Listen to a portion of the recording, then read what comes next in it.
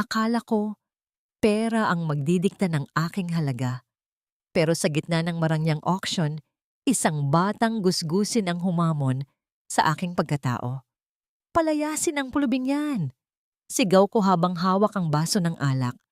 Ngunit nang mahulog ang kwintas na suot niya, ang kwintas na ibinigay ko sa babaeng sinira ko ang buhay, gumuho ang aking mundo. Anak ko ba ang batang kinamumuhian ko? O ito na ang aking sumpa? Paano ko haharapin ang katotohanang nakatago sa likod ng mga sampagita? Security! Ilabas niyo ang maruming batang yan! This is a high-end charity gala. Hindi ito tambayan ng mga pulubi. Ang boses ni Anselmo Vergara ay umaling-awngaw sa buong ballroom ng marangyang hotel. Kasing talim ng kristal na basong hawak niya. Sa gitna ng kislap ng mga diamante at amoy ng mamahaling pabango, isang maliit na figura ang nakatayo. Si Tala. Ang kanyang suot na manipis at kupas na t-shirt ay tila isang mantsa sa perpektong mundo ng mga mayayaman. Sa kanyang maliliit na kamay, mahigpit niyang hawak ang ilang tuhog ng sampagita na kanina pa niya itinitinda sa ilalim ng tirik na araw. Ang bango ng mga bulaklak ay unti-unting nilalamon ng amoy ng aircon at lansa ng mamahaling pagkain. Please po, sir, kahit isa lang po. Pambili lang po ng gamot ni Mama. Ang pakiusap ng bata. Ang kanyang tinig ay nanginginig, pero puno ng pag-asa. Hindi niya alintana ang mapanghusgang tingin ng mga taong nakapaligid sa kanya. Ang tanging nasa isip ni Tala ay ang mukha ng kanyang ina na tila nauubusan na ng hininga sa loob ng kanilang maliit na barong-barong. Ngunit si Anselmo ay walang naramdamang awa. Ang kanyang mukha ay nanatiling tila isang pader ng yelo. Para sa kanya, ang batang ito ay isa lamang abala, isang dumi na sumisira sa kanyang imahe bilang isang philanthropist sa harap ng mga kamera. Sa isang marahas na kumpas ng kanyang kamay, tinawag niya ang mga gwardiya. Isang malakas na tulak ang naramdaman ni Tala sa kanyang balikat na naging sanhi ng kanyang pagkawala ng balanse. Ang maliit na katawan ng bata ay bumagsak sa malamig at makintab na marmol na sahig. Sa tindi ng pagkakahulog, ang kanyang mga paninda ay nagkalat at isang matiling tunog ng bakal na tumama sa sahig ang bumasag sa katahimikan ng bulwagan. Isang kwintas na may pendant na hugis puso ang dahan-dahang gumulong at huminto mismo sa paanan ng makintab na sapatos ni Anselmo. Yumuko si Anselmo upang pulutin ang bagay na yon. Balak sana itong itapon sa basurahan, ngunit ang kanyang buong katawan ay tila naging estatwa nang makita ang ukit sa likod ng ginto. LS, magpakailanman. Ang pintig ng kanyang puso ay tila naging isang mabigat na tambol na umaalingaw-ngaw sa kanyang dibdib. Ang hangin sa loob ng ballroom ay biglang naging manipis, tila binubunot ang hininga mula sa kanyang mga baga. Ang kwintas na yon, ang huling alaalang ibinigay niya sa babaeng pinakaminahal niya, ang babaeng ipinagpalit niya sa ambisyon 6 na taon na ang nakalilipas. Si Lucia, Anselmo, ano pang hinihintay mo? Patalsikin mo na ang batang yan bago pa makita ng mga reporters ang malamig na bulong ni Doña Marcela na biglang sumulpot sa kanyang tabi. Ang boses ng kanyang ina ay puno ng pagkamuhi. Ang parehong boses na nagdikta sa kanya noon na iwan ng isang hamak na tindera para sa dangal ng pamilya Vergara. Tumingala si Tala mula sa sahig. Ang kanyang mga mata ay puno ng luha ngunit walang bakas ng galit, kundi labis na sakit at pagkalito. Ang kwintas po ng mama ko. Please po, ibalik niyo po sa akin. Yan lang po ang tanging yaman namin. Sa sandaling iyon, ang perpektong maskara ni Anselmo ay nagsimulang magkaroon ng malalalim na lamat. Tiningnan niya ang bata, ang hugis ng ilong nito, ang kurba ng mga labi, at ang kinang sa mga mata na tila isang replika ng babaeng pilit niyang kinalimutan. 1,000 katanungan ang sumaksak sa kanyang isipan. Bawat isa ay kasing hapdi ng isang karayom na pilit ibinabaon sa kanyang puso. Sino ang batang ito? Paano napunta sa kanya ang kwintas na tanging si Lucia lang ang may suot? At higit sa lahat, anong uri ng ama ang magagawang itaboy ang sariling dugo at laman sa gitna ng karangyaan? Ang mga gwardiya ay muling lumapit upang kaladkarin si Tala palabas, ngunit ang kamay ni Anselmo ay nanatiling nakahawak sa kwintas, nanginginig at malamig. Habang pilit na inilalayo ang bata, ang tanging naiwan sa gitna ng ballroom ay ang bango ng mga nadurog na sampagwita at ang nanunumbat na katahimikan sa pagitan ng mag-ina. Nakatayo si Anselmo sa ilalim ng naglalakihang chandelier, ngunit ang pakiramdam niya ay nasa pinakamadilim siyang sulok ng mundo.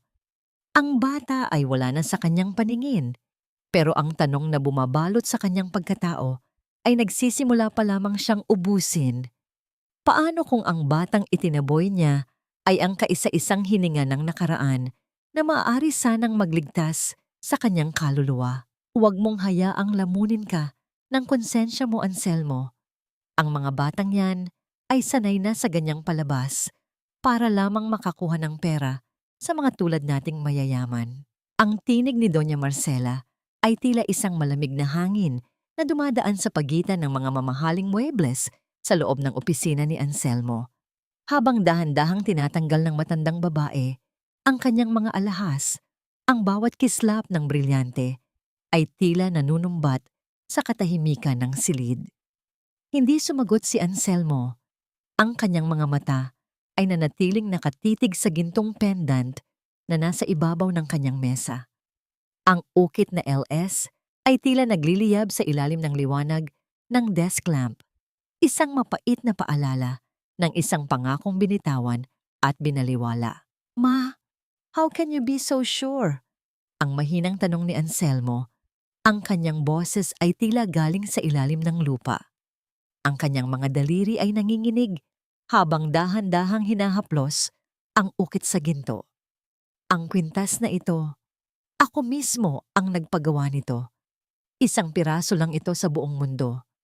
Paano ito napunta sa batang yon kung wala siyang kinalaman kay Lucia? Humakbang palapit si Doña Marcela. Ang kanyang muka ay puno ng pagkukunwari at pekeng pag-aalala. Anselmo, anak, listen to me. Maraming paraan ng mga taong yan. Baka nakita lang nila yan o baka ninakaw. Huwag mong sirain ang gabi nating ito dahil lang sa isang pulubi. We have a reputation to protect. Isipin mo ang kumpanya. Isipin mo ang pangalan ng mga Vergara. Dahan-dahang isinara ni Anselmo ang kanyang mga mata, ngunit ang kadiliman ay nagdala lamang ng mga gunita na pilit niyang ibinaon sa loob ng 6 na taon.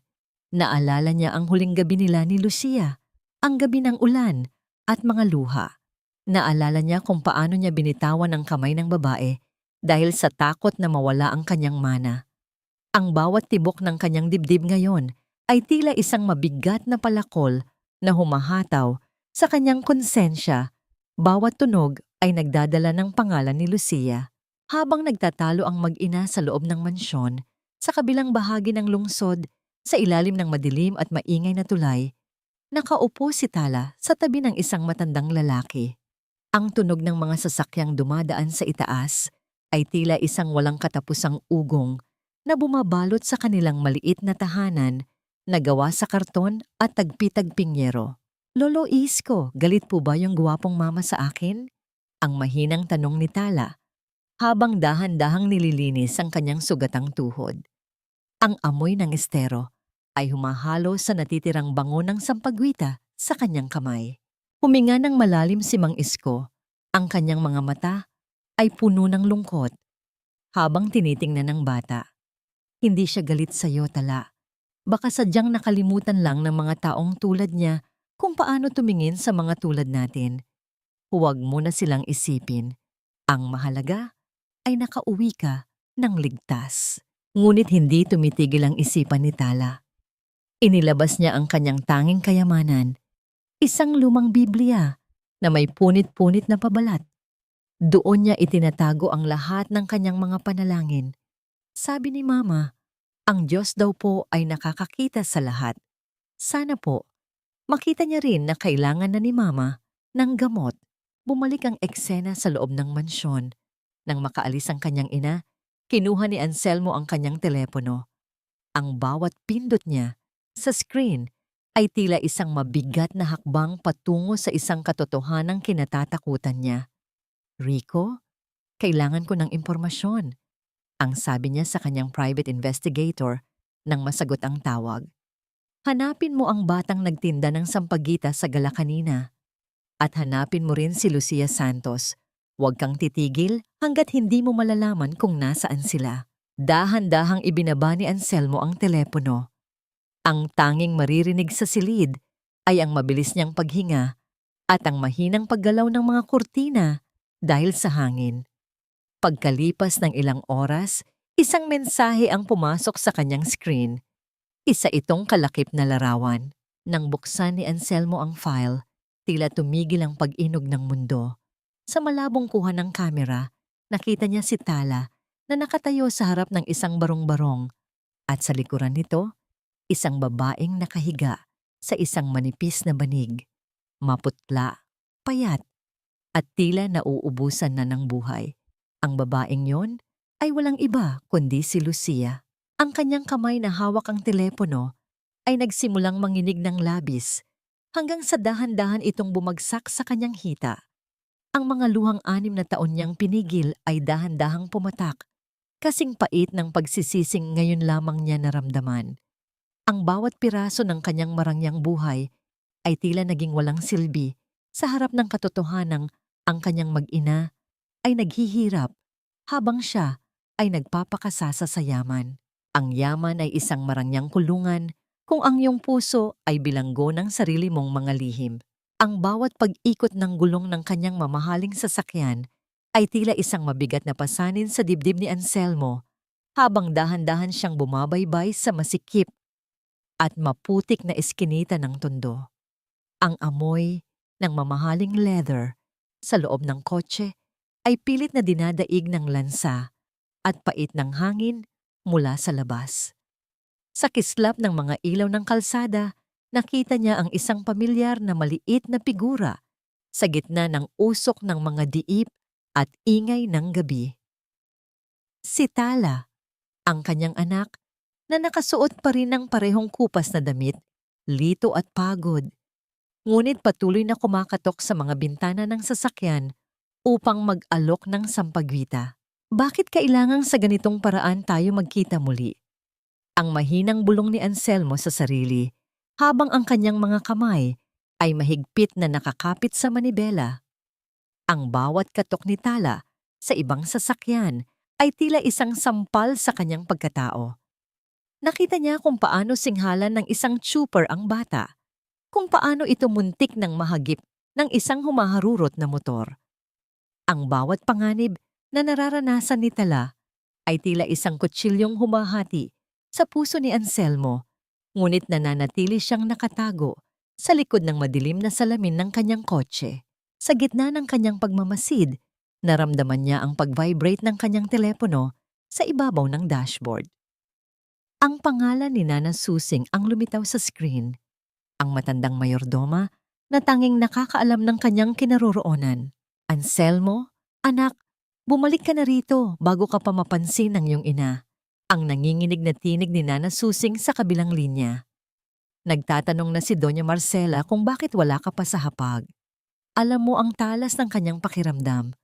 Kapag nalaman niyang naririyan ka, baka lalong mapahamak ang mag-ina mo. Utang na loob, anak, mag-ingat ka. Ang babalang iyon ay tila isang malamig na tubig na ibinuhos kay Anselmo. Alam niya ang kakayahan ng kanyang ina. Ang pagmamahal ni Doña Marcela ay may kasamang tanikala at handa itong manira ng buhay para lamang mapanatili ang dangal ng pamilya.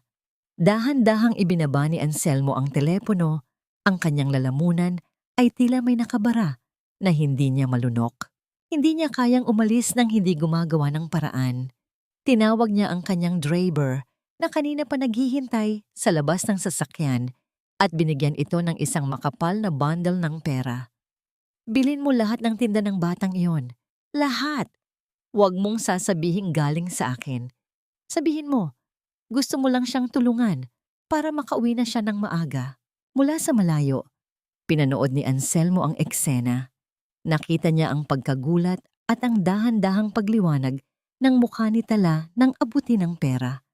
Ang nangiting sumilay sa mga labi ng bata ay tila isang sikat ng araw sa gitna ng madilim na gabi ni Anselmo. Nakita niyang niyakap ni Tala ang natitirang mga bulaklak bago ito ibinigay sa driver. Ang kanyang mga mata ay nagniningning sa tuwa dahil alam niyang may pambili na siya ng gamot at pagkain para sa kanyang ina. Nang makitang tumatakbo na si Tala patungo sa kanilang barong-barong, doon lamang nakahinga ng malalim si Anselmo. Ngunit ang ginhawang naramdaman niya ay pansamantala lamang. Sa kanyang pag-atras ng sasakyan, isang anino ang nakita niyang nakatayo sa di kalayuan. Isang lalaking nakasuot ng itim na jacket at tila kanina pa nakamasid sa bawat galaw niya. Si Rafael, ang kanyang pinagkakatiwalaang katuwang sa negosyo na tila may ibang planong binubuo sa dilim. Ang gabi ay tila naging mas mabigat para kay Anselmo. Habang pinalalayo niya ang kanyang sasakyan mula sa mundo ni Tala, naramdaman niya ang isang matinding takot na hindi niya kailanman naramdaman noon. Ang katotohanan ay tila isang naglalagablab na apoy na hindi na niya kayang itago pa sa ilalim ng kanyang mga mamahaling kasuotan. Nang makarating siya sa tapat ng kanilang mansyon, nakita niya ang kanyang ina na nakatayo sa veranda, may hawak na baso ng wine at nakatingin ng diretso sa kanya. Ang lamig ng tingin ni Doña Marcela ay tila isang babala na ang bawat hakbang ni Anselmo ay binibilang. "Saan ka nanggaling, Anselmo?" Ang tanong ng matandang babae nang makapasok siya sa pintuan. "Bakit amoy sampagwita ang iyong Amerikana? Akala ko ba ay itinapon mo na ang mga basura mula sa gabing iyon?" Tumigil ang paghinga ni Anselmo. Ang bango ng sampagitang binili niya para sa kanyang anak ay naging isang ebidensya ng kanyang pagtataksil sa utos ng kanyang ina. Sa sandaling iyon, alam ni Anselmo na nagsimula na ang isang giyera na hindi niya alam kung kaya niyang ipanalo.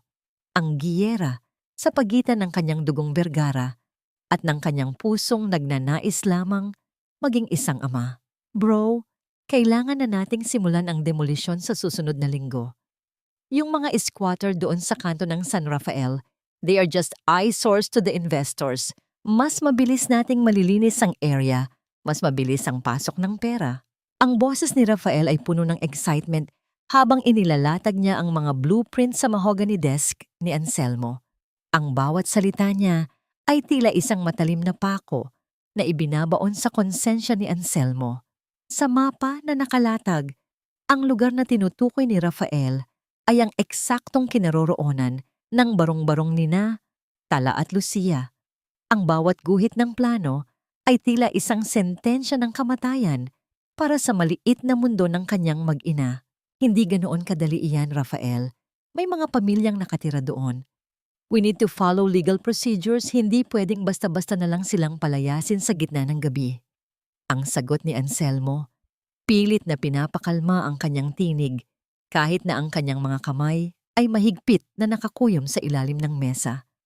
Ang kanyang puso ay tila isang ligaw na ibon na pilit kumakawala sa kanyang dibdib. Isang matunog na pagbukas ng pinto ang pumutol sa usapan. Pumasok si Doña Marcela. Ang kanyang mga hakbang ay may kasamang awtoridad na tila bawat tapak niya sa sahig ay nag-iiwan ng marka ng kapangyarihan. "Anselmo is right, Rafael. We don't want any bad publicity. Ngunit tama ka rin na kailangang malinis ang lugar na yon. Ang mga taong walang halaga sa lipunan ay hindi dapat nagiging hadlang sa pag-unlad ng ating pamilya." Tumingin si Doña Marcela ng diretso sa kanyang anak. Ang kanyang mga mata ay tila naging 2 piraso ng yelo na sumusuri sa bawat galaw ni Anselmo. "Anselmo, bakit parang bigla kang naging malambot? Simula nung gabing iyon sa gala, naging kakaiba ang kilos mo. Huwag mong sabihing nagpapa-apekto ka sa mga pulubing iyon. Remember, ang bawat desisyon mo ay dapat para sa ikabubuti ng kumpanya." Habang nagaganap ang tensyon sa loob ng mansyon, Sa madilim at malamig na sulok ng San Rafael, isang mas matinding bagyo ang namumuo. Ang tunog ng mabigat na pag-ubo ni Lucia ay tila isang malungkot na awit sa katahimikan ng gabi. Bawat ubo niya ay may kasamang hapdi na tila binubunot ang kanyang huling lakas. Si Tala ay nakaluhod sa tabi ng kanyang ina. Dahan-dahang pinupunasan ng noo nito ng basang bimpo. "Mama, inumin niyo na po itong tubig," sabi ni Lolo Isko. "Darating na po yung gamot niyo bukas. Marami po tayong benta kanina." Ang bulong ni Tala, ang kanyang maliliit na daliri ay nanginginig habang hinahawakan ng baso. Ang luha sa kanyang mga mata ay hindi niya hinayaang pumatak. Pilit siyang nagpapakatatag para sa tanging taong nagmamahal sa kanya. "Tala, anak, mag-iingat ka." Ang mahinang tugon ni Lucia. Ang boses niya ay tila isang manipis na hibla ng sinulid na malapit ng maputol. "Huwag kang lalayo, sa tabi ko." Ang kanyang mga kamay ay mahigpit na humawak sa lumang Biblia na nasa ilalim ng kanyang unan, ang tanging bagay na nagbibigay sa kanya ng kapayapaan. Sa gitna ng matinding hirap, bumalik ang eksena sa opisina ni Anselmo. Matapos umalis ang kanyang ina, lumapit si Rafael sa kanya na may kasamang mapanuring ngiti. "Bro, you know I'm always on your side. Pero napapansin ko, lately, lagi kang wala sa focus. May itinatago ka ba sa akin? O baka naman, may hinahanap ka sa lugar na..." Yun, ang bawat salita ni Rafael ay tila isang banta na nakabalot sa pakikipagkaibigan. Alam ni Anselmo na nagsisimula ng mangamoy ang kanyang sikreto. Habang tinitingnan niya ang blueprint ng demolisyon, naramdaman niya ang isang matinding lamig na gumagapang sa kanyang likuran. Sa isang tabi ay ang kanyang yaman, kapangyarihan, at ang dangal ng pamilya. Sa kabilang tabi naman ay ang buhay ng kanyang anak na maaaring mawala ng tirahan sa isang iglap dahil sa sarili niyang kumpanya. Nang gabing iyon, hindi nakatulog si Anselmo. Habang nakatitig siya sa madilim na kisame ng kanyang marangyang silid, isang tanong ang paulit-ulit na bumubulong sa kanyang isipan. Hanggang kailan niya kayang panindigan ang pagiging isang bergara kung ang bawat hakbang niya ay nangangahulugan ng pagwasak sa buhay ng sarili niyang anak? At paano kung ang pagliligtas niya kay Tala ang siyang magiging mitya ng sarili niyang pagbagsak?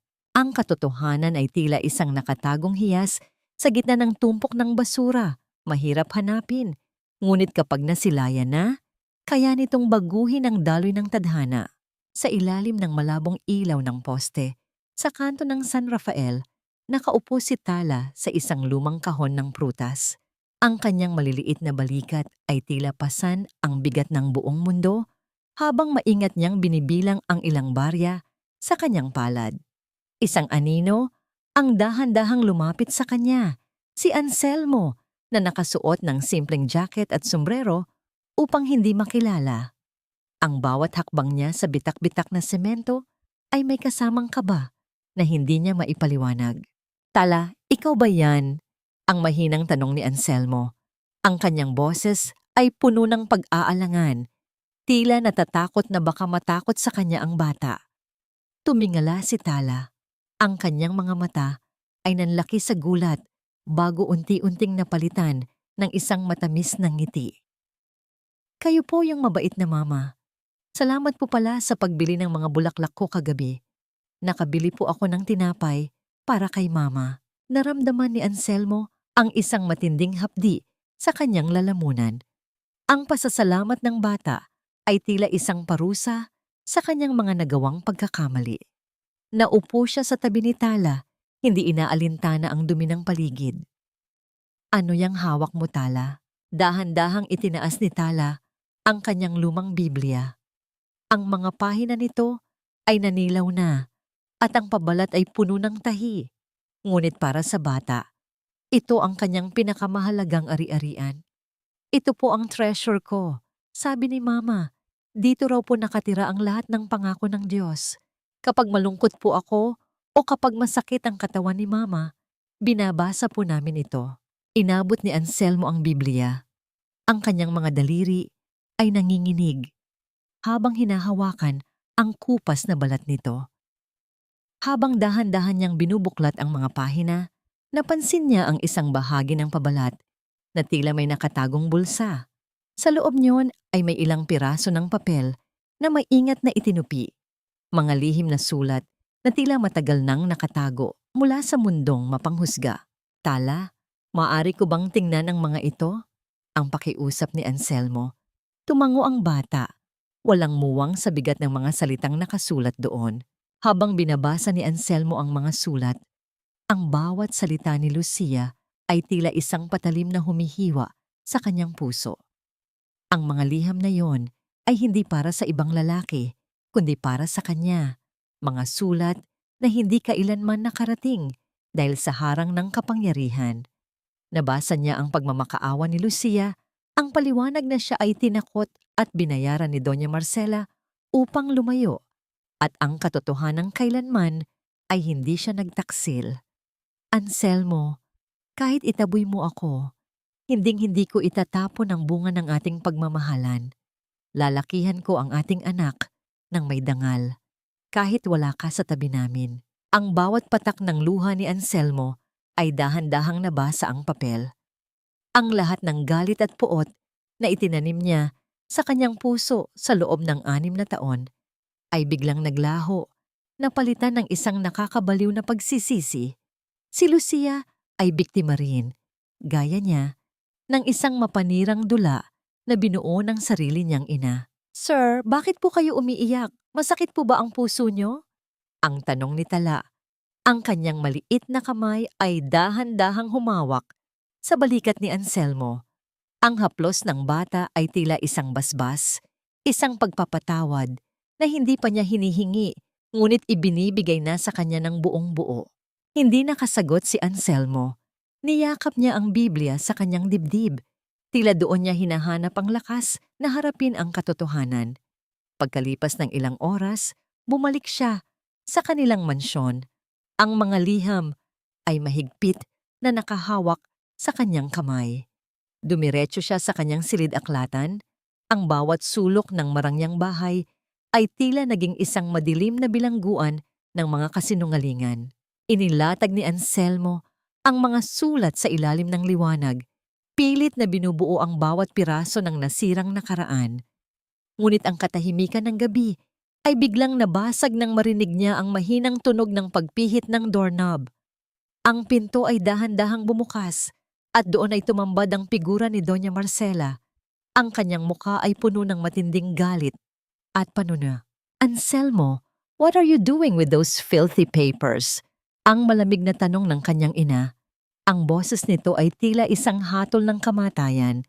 Ang kanyang mga mata ay dumapo sa mga sulat ni Lucia na nakaladlad sa mesa. "Did I not tell you to stop digging into the past?" Ang basurang kinalimutan na ay hindi na dapat pang binabalikan. Tumayo si Anselmo, ang kanyang mga mata ay nagliliyab sa gitna ng mga luha. Ang takot na dati ay bumabalot sa kanya ay napalitan ng isang matinding determinasyon. Sa harap ng kanyang ina, ang katotohanan ay hindi na isang lihim, kundi isang sandata na handa na niyang gamitin upang bawiin ang buhay na ninakaw sa kanya.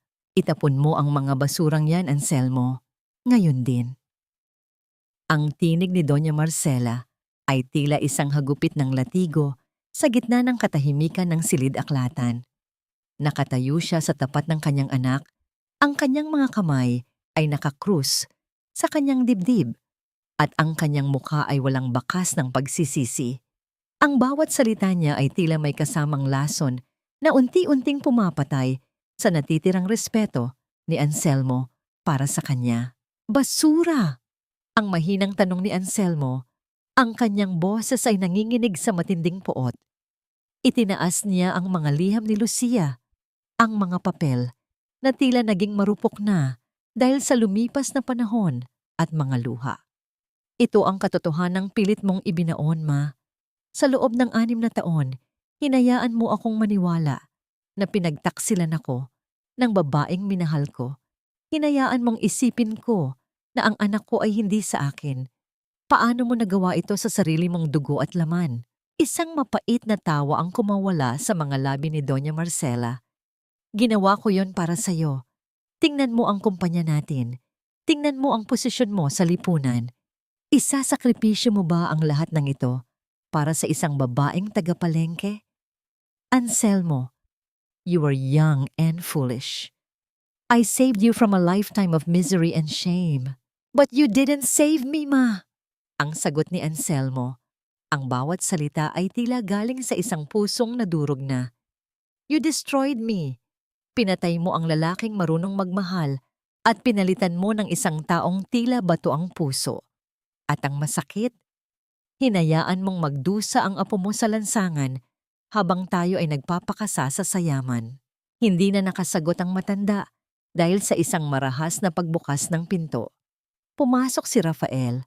Ang kanyang mukha ay puno ng pagmamadali at ang kanyang mga sapatos ay may bakas pa ng putik. Bro, sorry to interrupt, pero kailangan nating kumilos. Ang mga tao sa San Rafael ay nagsisimula ng magprotesta. Kung hindi natin sisimulan ang paggiba sa mga barong-barong nila bukas, malulugi tayo sa mga investors. I've already called the security team to assist the demolition. Ang balitang iyon ay tila isang kidlat na tumama sa gitna ng silid. Tumingin si Anselmo kay Rafael. Pagkatapos ay sa kanyang ina na tila nakuha na ang kanyang huling alas. Sa labas ng mansyon, ang langit ay nagsimulang magdilim. Ang mga ulap ay tila nagtitipon para sa isang malakas na bagyong paparating. Ang bawat patak ng ulan na nagsimulang humampas sa mga bintana ay tila mga luhang nagmula sa langit, sumasabay sa bigat ng nararamdaman ni Anselmo. Sa kabilang bahagi ng lungsod, sa ilalim ng tagpi-tagping yero, nararamdaman ni Tala ang lamig ng hangin na pumapasok sa mga siwang ng kanilang dingding. Ang bawat ubo ni Lucia ay tila isang babala na ang oras ay nauubos na. Kinuha ni Tala ang kanyang Biblia at itinakip ito sa ulo ng kanyang ina upang hindi mabasa ng tumutulong tubig mula sa butas na bubong. Huwag kang matakot, Mama. Ang bulong ni Tala habang hinahaplos ang mainit na noo ni Lucia. Sabi ni Lolo Isko, ang bagyo ay lilipas din. May darating na tulong, nararamdaman ko po. Ngunit sa loob ng mansyon ng mga Vergara, ang bagyo ay hindi pa lamang nagsisimula. Nakatitig si Anselmo sa blueprint ng demolisyon na hawak ni Rafael. Alam niyang sa bawat segundong lumilipas, ang kanyang mag-ina ay nasa bingit ng panganib na siya mismo ang nagpondo. Ang kanyang kamay ay dahan-dahang lumapit sa mga liham ni Lucia. Tila kumukuha ng lakas mula sa mga salitang nakasulat doon. Ipapahinto ko ang demolisyon, ang mariing deklara ni Anselmo. Ang kanyang tinig ay wala ng alinlangan. You can't do that! Ang sigaw ni Doña Marcela. Ang kanyang mukha ay namumula na sa galit. Kapag ginawa mo yan, sisirain mo ang kontrata natin sa mga investors. Mawawala ang lahat, Anselmo. Tumingin si Anselmo nang diretso sa kanyang ina. Ang kanyang mga mata ay puno ng isang bagong uri ng kapangyarihan. Ang kapangyarihan ng isang amang handang itaya ang lahat para sa kanyang anak. Then let it burn, Ma. Hahayaan ko pang mawala ang lahat ng yaman ko. Huwag lang ang pagkakataong maitama ang mga pagkakamali ko. Habang ang ulan ay lalong lumalakas sa labas, ang katahimikan sa loob ng silid-aklatan ay tila isang mitya na malapit ng sumabog. Ang bawat patak ng tubig sa bubong ay tila bilang ng mga sandaling natitira bago magharap ang katotohanan at ang kasinungalingan sa gitna ng San Rafael. Ngunit sa likod ng mga mata ni Rafael, isang mapanganib na plano ang dahan-dahang nabubuo. Anselmo, kapag lumabas ka sa pintuang yan, itinatakwil mo na ang lahat ng pinaghirapan ng iyong ama. Ang boses ni Doña Marcela ay nanginginig sa matinding galit. Ang kanyang mga mata ay nanunuya habang pinagmamasdan ang kanyang anak na nagmamadaling kuhanin ang mga susi ng sasakyan. Sa labas, ang dagundong ng kulog ay tila isang babala. mula sa kalikasan. At ang bawat hampas ng hangin sa mga bintana ay nagpapaalala sa tindi ng bagyong namumuo sa labas at sa loob ng mansyong yon. Ipinagpalit mo na ang dangal ko noon, Ma. Huwag mo nang asahan na hahayaan ko pang pati ang huling pagkakataon ko na maging tao ay nakawin mo rin sa akin. Ang mariing sagot ni Anselmo. Hindi na niya tiningnan ang kanyang ina. Ang bawat segundo na lumilipas ay tila isang kutsilyong sumasaksak sa kanyang dibdib dahil sa imahe ni Tala at Lucia na basang-basa sa ulan. Habang tinatahak ni Anselmo ang madilim at bahaing lansangan, ang bawat pag-andar ng wiper ng kanyang sasakyan ay tila bumibilang sa kanyang pagsisisi. Ang liwanag ng kanyang headlight ay tumatama sa mga basura at putik na inanod ng baha hanggang sa marating niya ang pamilyar na eskinita sa San Rafael. Ang dumi at lansa ng paligid ay hindi na inalintana ni Anselmo. Pagkababa niya ng sasakyan, agad siyang sinalubong ng malakas na buhos ng ulan na tila gustong lunurin ang kanyang buong pagkatao. Ang kanyang mamahaling Amerikana ay agad na bumigat dahil sa tubig, at ang kanyang mga sapatos ay lumubog sa malalim na putik. Sa dulo ng eskinita, nakita niya ang maliit na barong-barong na tila anumang oras ay guguho na dahil sa tindi ng hangin. Tala, Lucia! Ang sigaw ni Anselmo, ngunit ang kanyang tinig ay nilalamon ng ingay ng bagyo. Pagpasok niya sa loob, ang eksenang tumambad sa kanya ay tila nagpatigil sa pag-ikot ng kanyang mundo. Ang tubig ay tumutulo mula sa butas-butas na bubong at sa isang sulok, nakita niya si Tala na nakayakap sa kanyang ina. Ang bata ay nanginginig sa tindi ng ginaw. Ang kanyang mga labi ay kulay ube na at ang kanyang katawan ay tila nagniningas sa tindi ng lagnat. Sir, kayo po pala. Ang mahinang bulong ni Tala. Ang kanyang mga mata ay halos hindi na maidilat, ngunit pilit pa rin siyang ngumingiti sa gitna ng paghihirap. Sabi ko po kay Mama, darating kayo. Sabi ko po, hindi kami pababayaan ng Diyos. Naramdaman ni Anselmo ang pagguho ng kanyang buong mundo. Binuhat niya ang maliit na katawan ni Tala at sa unang pagkakataon, naramdaman niya ang gaan ng kanyang anak. Isang bigat na nagpapaalala sa kanya kung gaano ito napabayaan sa loob ng mahabang panahon. Ang init ng balat ni Tala ay tila pumapaso sa kanyang mga braso. Lucia, gumising ka. Lucia! Ang tawag ni Anselmo sa babaeng nakahiga sa banig. Ang mukha ni Lucia ay kasing puti na ng papel. Ang kanyang paghinga ay mababaw at tila bawat hangin na lumalabas sa kanyang bibig ay isang pamamaalam. Anselmo. Ang mahinang tugon ni Lucia nang dahan-dahang imulat ang kanyang mga mata. Ang galit na inaasahan ni Anselmo ay wala doon. Ang nakita niya ay ang parehong pagmamahal na nakita niya 6 na taon na ang nakalilipas. Ang anak natin, iligtas mo. Ang anak natin, iligtas natin siya, Lucia. Sabay nating gagawin iyon. Ang pangako ni Anselmo habang ang kanyang mga luha ay humahalo sa patak ng ulan mula sa bubong. Patawarin mo ako. Patawarin niyo ako. Binuhat ni Anselmo si Lucia sa kanyang kabilang braso. Ang bawat hakbang niya palabas ng barong-barong ay isang pakikipaglaban sa hangin at baha. Ang bawat tapak niya sa putik ay tila isang sakripisyo na handa niyang gawin hanggang sa huling patak ng kanyang lakas.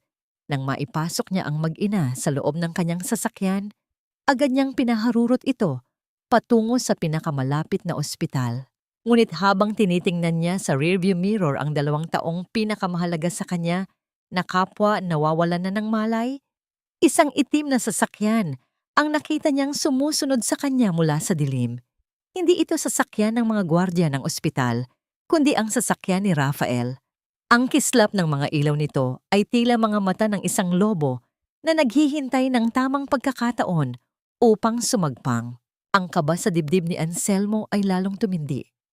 Alam niyang hindi lang ang buhay ni Tala at Lucia ang kailangan niyang iligtas sa gabing ito. Kailangan din niyang takasan ang mga anino ng kanyang nakaraan na pilit silang hinahabol sa gitna ng nagngangalit na bagyo. Mapapanatili ba niyang ligtas ang kanyang pamilya? O huli na ang lahat para sa isang amang ngayon lang natutong magmahal? Panginoon, wag po muna ngayon. Wag niyo po silang kukunin sa akin nang hindi ko pa nagagawang bawiin ang lahat ng sakit na idinulot ko. Ang panalangin ni Anselmo ay tila isang piping pagsamo na pilit kumakawala sa kanyang nanunuyong lalamunan habang ang kanyang mga kamay ay mahigpit na nakakapit sa manib. Sa labas, ang nagngangalit na ulan ay tila isang malaking tabing na humaharang sa kanyang paningin at ang bawat pagkiskis ng wiper sa salamin ng sasakyan ay nagpapaalala sa bilis ng oras na tila unti-unting nauubos. Sa likurang upuan, ang katahimikan ni Natala at Lucia ay mas nakakabingi pa kaysa sa ugong ng bagyo sa labas. Ang tanging nagpapatunay na buhay pa sila ay ang mahinang pag-angat at pagbaba ng kanilang mga balikat sa bawat mababaw na hininga. Nang marating nila ang emergency room ng ospital, ang puting liwanag ng mga fluorescent lamps ay tila sumugat sa mga mata ni Anselmo. Ang amoy ng gamot at kalinisan ng lugar ay malayo sa malansang amoy ng San Rafael na baon pa rin niya sa kanyang kasuotan. Sa gitna ng kaguluhan, habang inililipat ng mga nurse ang mag-ina sa mga stretcher, naramdaman ni Anselmo ang isang matinding panghihina. Ang bawat pagtakbo ng mga gulong ng stretcher sa makintab na sahig ay tila isang martilyo na pumupukpok sa kanyang dibdib. "Doc, please! Gawin niyo ang lahat! Iligtas niyo sila!" Ang halos paos na pakiusap ni Anselmo sa doktor na nagmamadaling asikasuhin si Tala. Ang kanyang tinig na dati ay puno ng awtoridad at kayabangan ay napalitan ng isang desperadong pagsusumamo. Habang naghihintay sa malamig na silyon sa labas ng ICU, muling naramdaman ni Anselmo ang pag-vibrate ng kanyang telepono. Sa pagkakataong ito, hindi si Rafael o ang kanyang ina ang tumatawag. Si Nana Susing ito. Sa gitna ng katahimikan ng pasilyo, ang boses ng matanda sa kabilang linya ay tila isang bulong mula sa nakaraan na puno ng pagsisisi. "Anselmo, anak, kailangan mong malaman ang buong katotohanan bago pa mahuli ang lahat." Ang nanginginig na simula ni Nana Susing, ang bawat salita niya ay tila may kasamang hikbi na pilit pinipigilan. Noong gabing umalis si Lucia 6 na taon na, ang nakalilipas, hindi lang siya tinakot ng iyong ina. Binayaran ni Doña Marcela si Rafael upang gumawa ng pekeng ebidensya na may ibang lalaki si Lucia. At si Rafael, siya ang kumuha sa lahat ng mga sulat na ipinapadala ni Lucia sa iyo noon. Lahat ng galit mo, lahat ng sakit mo, ay binuo nila sa pamamagitan ng mga kasinungalingan. Ang bawat salita ni Nana Susing ay tila isang matalim na kidlat na tumatama sa pagkatao ni Anselmo. Ang lahat ng kanyang pinaniniwalaan sa loob ng maraming taon ay tila isang malaking kastilyong buhangin na tinangay ng malakas na alon. Ang lalaking itinuturing niyang kaibigan at ang inang itinuturing niyang gabay ay ang mga taong mismong pumatay sa kanyang kaligayahan. "Bakit ngayon niyo lang sinabi, Nana?" Ang mahinang tanong ni Anselmo. Ang kanyang mga luha ay dahan-dahang pumatak sa makintab na sahig, kasing lamig ng paligid. "Dahil sa utang na loob, anak. Dahil ang pamilya Vergara ang nagpaaral sa mga anak ko, at tinakot ako ni Doña Marcela na mawawala ang lahat kapag nagsalita ako." Ang sagot ng matanda. Pero nang makita ko ang bata, nang makita ko si Tala na kamukhang kamukha mo noong maliit ka pa, hindi na kinaya ng konsensya ko. "Patawarin mo ako, Anselmo." Ibinaba ni Anselmo ang telepono nang hindi na nakasagot. Ang kanyang mga kamay ay nakakuyom hanggang sa mamuti ang kanyang mga muko. Ang pagmamahal niya para sa kanyang ina ay unti-unting napapalitan ng isang matinding pait at ang tiwala niya kay Rafael ay tuluyan ng nadurog. Sa sandaling iyon, ang pintuan ng ICU ay bumukas at lumabas ang doktor na may malungkot na ekspresyon sa mukha. "Mr. Vergara, tungkol sa bata," ang panimula ng doktor. Ang bawat salita nito ay tila isang mabagal na hatol na nagpapatigil sa mundo ni Anselmo. Masyadong mataas ang lagnat niya at nagkaroon ng komplikasyon sa kanyang baga dahil sa tagal ng pagkakalantad sa dumi at ulan. We need to perform an immediate procedure pero kailangan nating malaman kung may genetic history ba siya ng hika o sakit sa puso mula sa ama. Tumingin si Anselmo sa loob ng ICU kung saan nakita niya ang maliit na katawan ni Tala na napapalibutan ng mga kumikislap na makina at mahahabang tubo. Ang kanyang sariling puso ay tila tumigil sa pagtibok. Sa gitna ng kanyang pag-aalinlangan, nakita niya sa dulo ng pasilyo ang figura ni Rafael na dahan-dahang naglalakad palapit. May dalang isang folder at isang nanggiting tila nanunuya sa kanyang paghihirap. Bro, balita ko dinala mo rito ang mga squatter? Ang malamig na tanong ni Rafael. Ang bawat hakbang niya ay tila isang hamon sa natitirang pasensya ni Anselmo. Sayang naman ang effort mo. Kakausap ko lang kay Doña Marcela. Ang utos niya ay malinaw. Walang pamilya Vergara ang dapat madungisan ng dumi ng lansangan. At kung itutuloy mo ito, baka hindi lang ang posisyon mo sa kumpanya ang mawala sa'yo, kundi pati na rin ang huling hininga ng mag-ina mo. Ang banta ni Rafael ay tila isang lason na kumalat sa hangin ng ospital. Ang krisis na kinakaharap ni Anselmo ay hindi na lamang tungkol sa sakit ni Tala, kundi sa isang maruming laro kung saan ang taya ay ang buhay ng mga taong mahal niya. Ang amoy ng antiseptic sa pasilyo ay tila naging amoy ng kamatayan, habang si Anselmo ay nakatayo sa pagitan ng kanyang nakaraan na puno ng dumi at ng hinaharap na tila wala ng liwanag. Ang bawat sandali ng katahimikan ay tila isang laso na dahan-dahang kumakalat sa aking sistema. Habang pinapanood ko ang huling ningas ng buhay ng aking anak, ang boses ni Rafael ay tila isang maruming bulong na humahalo sa amoy ng gamot sa loob ng pasilyo ng ospital. Nakatayo siya sa tapat ni Anselmo. Ang kanyang mga mata ay nanunuya habang dahan-dahang inilalabas ang isang makapal na folder mula sa kanyang mamahaling bag. Ang bawat kaluskos ng papel sa gitna ng katahimikan ay tila isang babala ng paparating na panganib. Anselmo, look at yourself. You're a mess.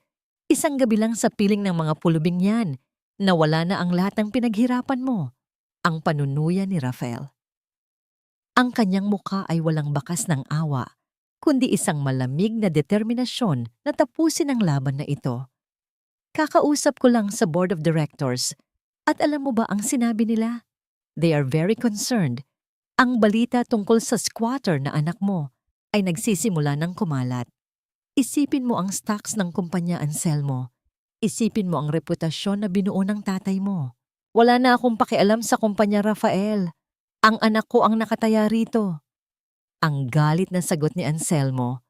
Ang kanyang boses ay pilit na pinabababa upang hindi makaabala sa loob ng ICU. Ang kanyang mga mata ay nagliliyab sa galit. Ang bawat ugat sa kanyang leeg ay tila puputok na dahil sa matinding tensyon. Ngunit isang malamig na tawa lamang ang isinagot ni Rafael. Anak, you mean that street child who's costing us millions in negative publicity? Listen to me, bro. Inutusan ako ni Doña Marcela na ayusin ito. At alam mo naman kung gaano kahigpit ang iyong ina kapag ang dangal ng mga Vergara ang nakataya. Inilapag ni Rafael ang folder sa kandungan ni Anselmo. Iyan ay isang voluntary resignation at transfer of rights. Pirmahan mo yan at hahayaan ka naming gamutin ang batang yan sa ibang bansa, malayo sa mga mata ng media. Ngunit kapag tumanggi ka, well, let's just say na ang hospital board ay nasa ilalim ng bulsa ng iyong ina. Isang tawag lang at baka biglang magkaroon ng technical problem sa mga makina ng batang yan. Ang banta ni Rafael ay tila isang matalim na kutsilyo na itinarak sa lalamunan ni Anselmo. Hindi niya akalain na aabot sa ganitong antas ng kasamaan ang taong itinuturing niyang kapatid. Ang bawat tibok ng kanyang puso ay tila isang mabigat na hakbang patungo sa isang bangin. Tumingin si Anselmo sa salamin ng ICU, kung saan nakita niya si Tala na nakikipaglaban sa bawat hininga. Ang maliit na dibdib ng bata ay dahan-dahang umaangat at bumababa, tila isang mahinang alon sa gitna ng isang malawak at madilim na karagatan. Tampalasan ka, Rafael! Ang nanginginig na bulong ni Anselmo. Ang kanyang mga kamay ay dahan-dahang lumapit sa folder. Ang bawat daliri niya ay tila may bigat ng 1 tonelada. Huwag mo akong sisihin, Anselmo. Business is business. At sa mundong ito, walang puwang ang emosyon. Ang dagdag ni Rafael habang dahan-dahang inaayos ang kanyang kurbata. Mayroon kang 10 minuto para magdesisyon. Pipirma ka ba para iligtas ang kumpanya o hahayaan mong mamatay ang batang yan dahil sa iyong pride? Isipin mo rin si Lucia. Isang maling galaw mo lang at baka pati ang huling hininga niya ay bawiin na rin ng tadhana. Sa sandaling iyon, ang tunog ng isang mabilis at diretsyong huni mula sa loob ng silid ni Tala ay bumasag sa tensyon ng pasilyo. Ang mahaba at walang katapusang tunog mula sa monitor ay tila isang sigaw ng huling pamamaalam. Ang mga nurse at doktor ay biglang nagmadaling pumasok sa loob. Ang kanilang mga hakbang ay tila isang malakas na tambol na nagpapabilis sa kaba sa dibdib ni Anselmo. Tala, anak ko! Ang sigaw ni Anselmo, ngunit agad siyang hinarang ng mga gwardya sa pinto. Napaiyak si Anselmo sa gitna ng pasilyo. Ang kanyang tuhod ay dahan-dahang bumigay hanggang sa lumubog siya sa malamig na sahig. Tumingala siya at nakita ang nakakalokong ngiti ni Rafael na tila naghihintay lamang ng kanyang pagkatalo. Ang bawat segundong lumilipas ay tila isang parusa, isang paghuhukom para sa isang amang naging huli ang lahat ng pagsisisi. Habang ang mga doktor ay pilit na ibinabalik ang pintig ng puso ni Tala, isang anino ang dahan-dahang lumitaw sa dulo ng pasilyo. Si Nana Susing.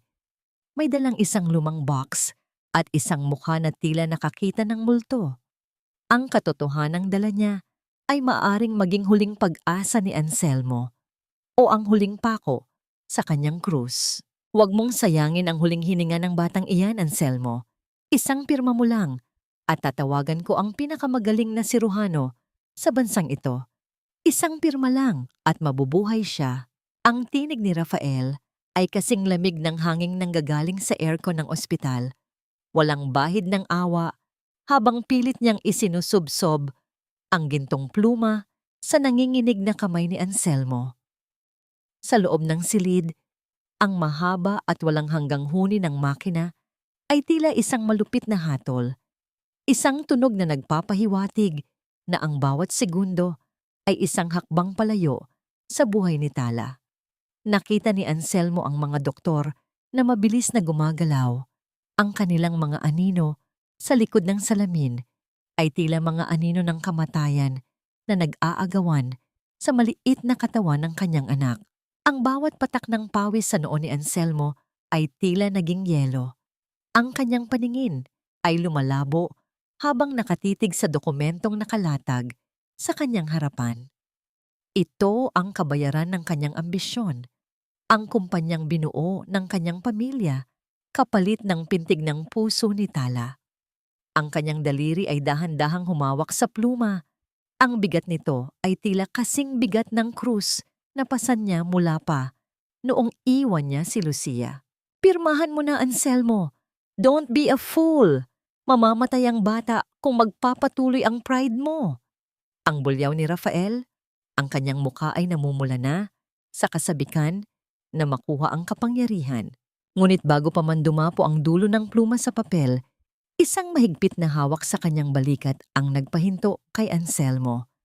Si Nana Susing hingal na hingal at ang kanyang mga mata ay puno ng determinasyon na hindi pa nakikita ni Anselmo noon. Ang luma at kupas na kahon na dala niya ay dahan-dahang ibinaba sa silya. Huwag, Anselmo, huwag kang papayag sa laro ng demonyong ito. Ang nanginginig na tinig ni Nana Susing. Tumingin siya nang matalim kay Rafael, isang tingin na tila humuhukay sa lahat ng madidilim na sikreto nito. Narinig ko ang lahat, Rafael. Narinig ko ang pag-uusap ninyo ni Doña Marcela sa garden. Alam ko kung paano niyo nilaso ng isipan ni Anselmo, 6 na taon na ang nakalilipas. At alam ko rin ang ginawa mong paglustay sa pondo ng kumpanya na isinisisi mo ngayon sa anak ko. Ang mukha ni Rafael ay biglang namutla. Ang kanyang mapang-uyam na ngiti ay naglaho at napalitan ng isang matinding takot. Anong pinagsasabi ng matandang ito? Anselmo, uulap na ang isip niya. Pirmahan mo na yan. Binuksan ni Nana Susing ang kahon. Sa loob niyon ay ang mga orihinal na resibo, mga sulat na hindi kailanman nakarating, at isang voice recorder na naging tanging saksi sa maruming plano ni Rafael. Narito ang lahat, Anselmo. Ang katotohanang pilit nilang itinago sa iyo. Hindi mo kailangang ibenta ang dangal mo para iligtas si Tala. Ang kailangan mo ay ang lakas na harapin ang mga taong sumira sa pamilya mo. Sa sandaling iyon, ang tunog ng makina sa loob ng ICU ay biglang nagbago. Mula sa isang mahabang huni, ito ay naging isang regular at dahan-dahang ritmo. Ang pagbabalik ng pintig ng puso ni Tala ay tila isang himala na nagbigay ng panibagong buhay sa nanunuyong kaluluwa ni Anselmo. Ang kanyang mga luha ay malayang pumatak, hindi dahil sa sakit, kundi dahil sa pag-asa. Binitawan ni Anselmo ang pluma. Ang pagbagsak nito sa sahig ay lumikha ng isang tunog na bumasag sa katahimikan ng pasilyo. Tumingala siya kay Rafael. Ang kanyang mga mata ay wala ng bahid ng takot, kundi isang matinding puot na handang maningil. Umalis ka rito, Rafael, bago ko pa malimutang naging kaibigan kita. Ang malamig na utos ni Anselmo. Ang laro mo ay tapos na. At sabihin mo sa aking ina, ang pamilyang itinapon niya ay ang tanging pamilyang ititira ko sa buhay ko. Ngunit sa gitna ng kanilang paghaharap, isang nurse ang nagmamadaling lumabas mula sa kabilang pintuan ng pasilyo. Ang kanyang mukha ay puno ng pagkabahala. Mr. Vergara, nawawala po ang pasyente sa kabilang kwarto. Si Lucia Santos, wala na po siya sa kanyang higaan. Ang kaba sa dibdib ni Anselmo ay muling bumalik, mas matindi at mas nakakabaliw. Habang nakatuon ang kanyang pansin kay Tala, may ibang kamay na palang gumagalaw sa dilim. Tumingin siya kay Rafael, na ngayon ay may isang nakakatakot na ngiti sa kanyang mga labi habang dahan-dahang umaatras patungo sa elevator. You think you've won, Anselmo? The game has just reached the next level. Ang huling bulong ni Rafael bago tuluyang sumara ang pinto ng elevator.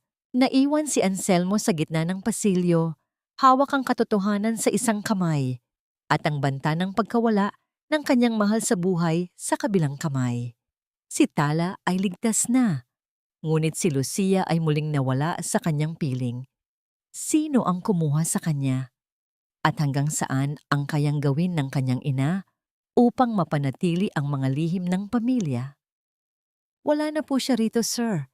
Sabi ng mga security, may mga lalaking nagpakilalang tauhan ninyo ang naglabas sa kanya sa utos daw po ng inyong pamilya. Ang boses ng nurse ay tila isang malakas na sampal na nagpabingi kay Anselmo sa gitna ng malamig na pasilyo ng ospital. Ang bawat salita nito ay kasing talim ng basag na kristal na bumaon sa kanyang pandinig. Dahan-dahang pumasok si Anselmo sa silid ni Lucia. Ang kanyang mga hakbang ay mabigat at tila bawat tapak niya sa puting tile ay isang paghakbang patungo sa kawalan. Ang kama na dati ay kinalalagyan ng babaeng pinakamahal niya ay malinis na ngayon. Ang mga kumot ay maayos na nakatiklop at ang tanging naiwan ay ang amoy ng gamot at ang nanunumbat na katahimikan.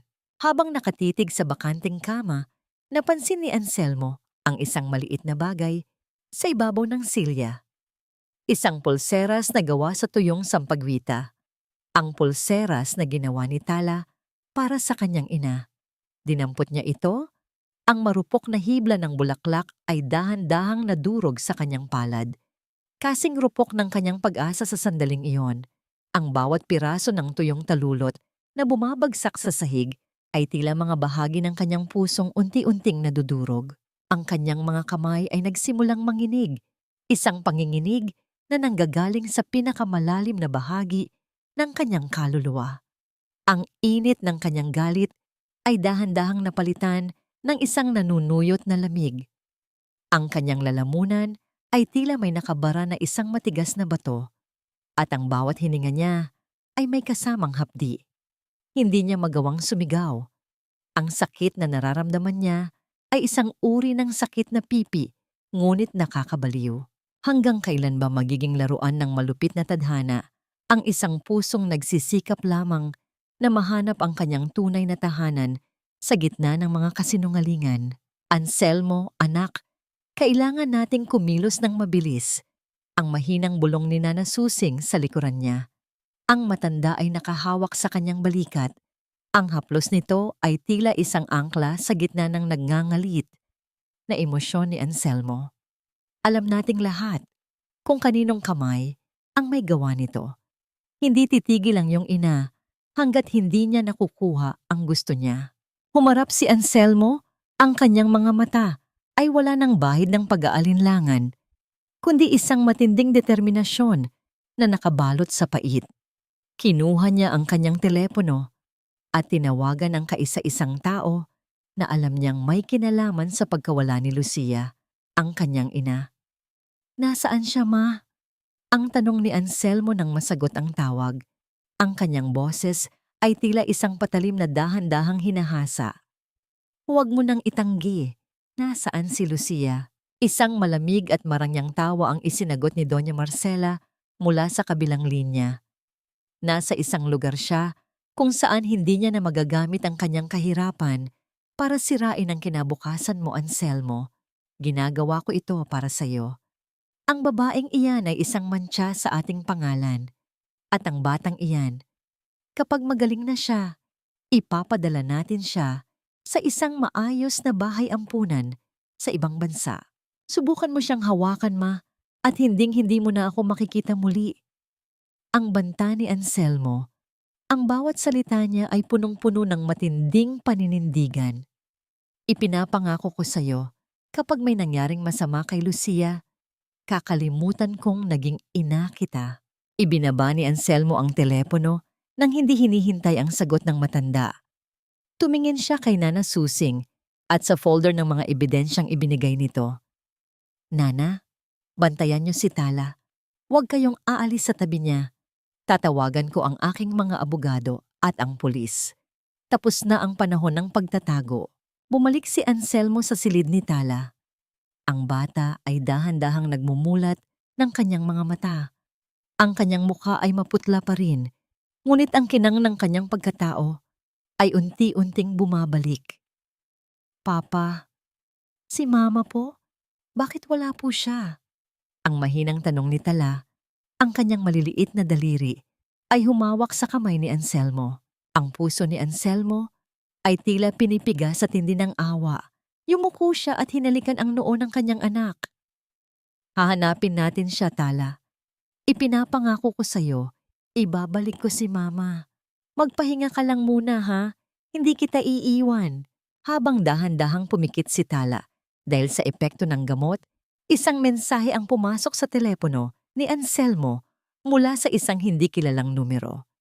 Isa itong lokasyon, isang abandonadong bodega sa labas ng lungsod, pag-aari ng kumpanya ni Rafael.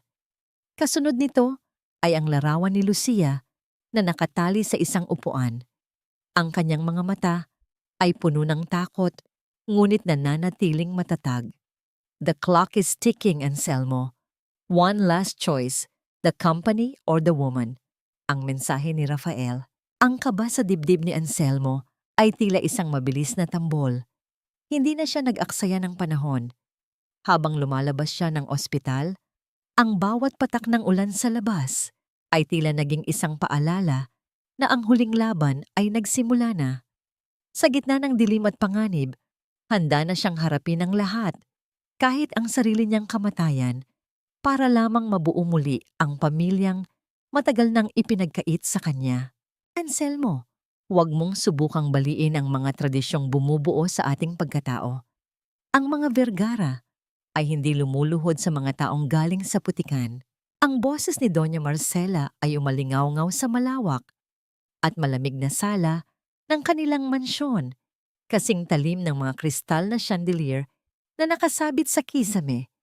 Nakaupo siya sa kanyang paboritong silya, marahang humihigop ng tsaa na tila walang nagaganap na gulo sa labas.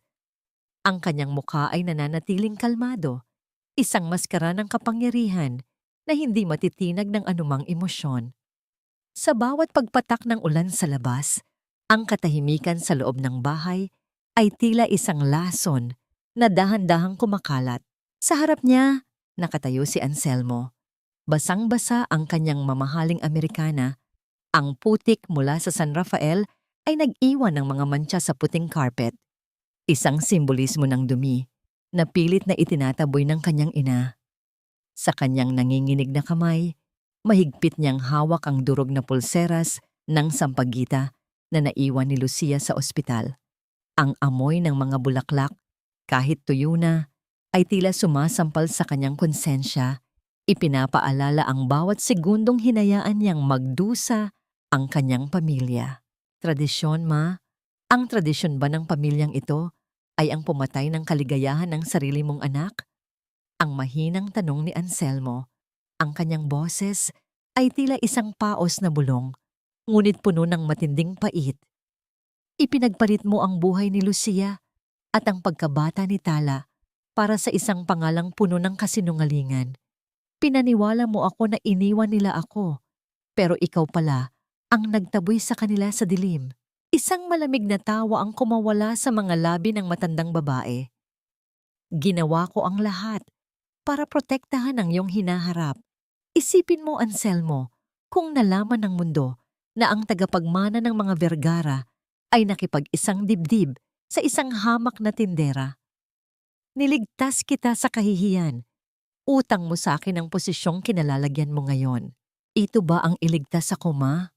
Ang makita ang anak ko na malapit ng mamatay dahil walang pambili ng gamot? Ang makitang nakatali si Lucia sa isang bodega dahil sa utos mo at ni Rafael? Humakbang palapit si Anselmo. Ang bawat tapak niya ay nag-iiwan ng basang marka sa sahig. Ang kanyang mga mata ay nagliliyab sa gitna ng mga luha. Hindi mo ako niligtas. Ginawa mo akong isang halimaw na katulad mo.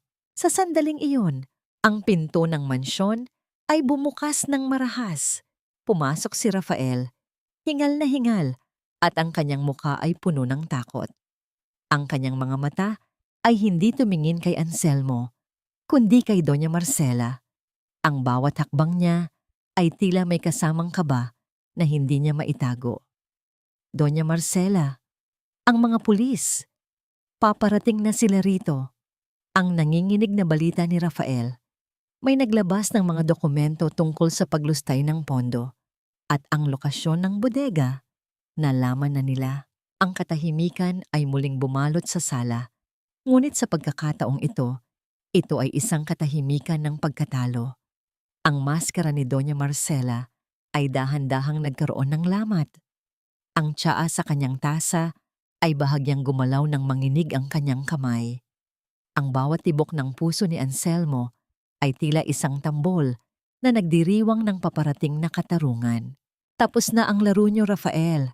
Tapos na ang paghahari mo, Ma. Ang mariing deklara ni Anselmo. Inilabas niya ang kanyang telepono at ipinakita ang isang live recording. Lahat ng sinabi mo kanina, lahat ng pag-amin mo tungkol sa pagtaboy kay Lucia, narinig na ng buong mundo. Hindi na ang dangal ng mga Vergara ang pinag-uusapan ngayon, kundi ang inyong mga krimen. Ang bawat salita ni Anselmo ay tila isang hatol na nagpabagsak sa kanyang ina sa kinauupuan nito. Ang matandang babae ay napahawak sa kanyang dibdib.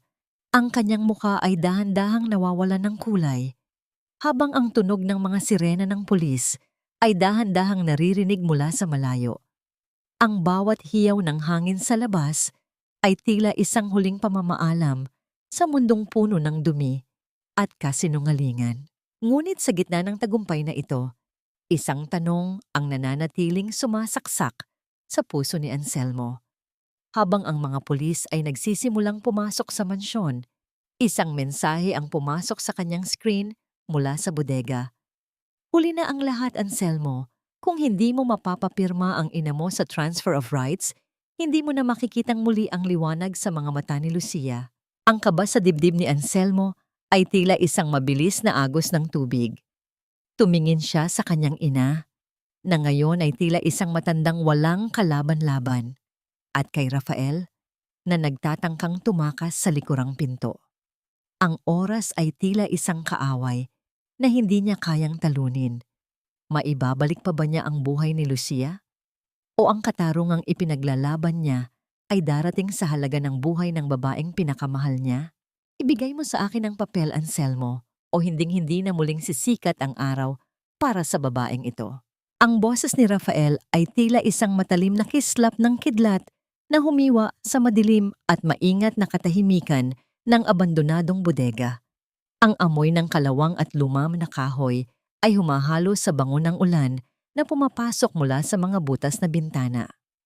Sa gitna ng malawak na espasyo, sa ilalim ng isang nag-iisang bumbilya na dahan-dahang umiindayog, nakatali si Lucia sa isang upuang gawa sa bakal.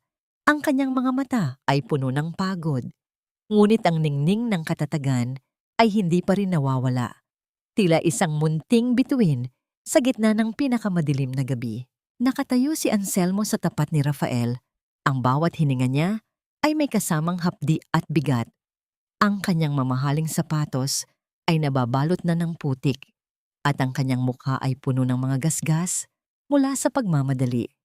Hawak niya ang dokumentong maglilipat ng lahat ng ari-arian ng pamilya Vergara kay Rafael, ang huling hiling ng isang taong wala nang natitirang dangal, kundi ang kanyang kasakiman.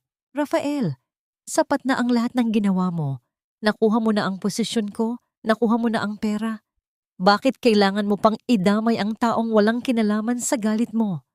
Ang mahinang pakiusap ni Anselmo. Ang kanyang tinig ay nanginginig, hindi dahil sa takot para sa sarili, kundi dahil sa pangambang muling mawala ang babaeng 6 na taon niyang hinanap sa kanyang mga panaginip. Isang nakakangilong tawa ang isinagot ni Rafael habang dahan-dahang nilalaro ang isang matalim na bagay sa kanyang kamay. Ang bawat pagkiskis ng bakal ay tila isang babala na ang oras ay mabilis na nauubos. Walang kinalaman? Si Lucia ang dahilan kung bakit ka naging malambot, Anselmo. Siya ang dahilan kung bakit handa mong talikuran ang lahat ng pinaghirapan natin. I don't need just the money. I want to see you break. I want to see you lose everything. Just like how I felt when your mother looked down on me. Dahan-dahang lumapit si Anselmo. Ang bawat hakbang niya ay tila may kasamang panalangin.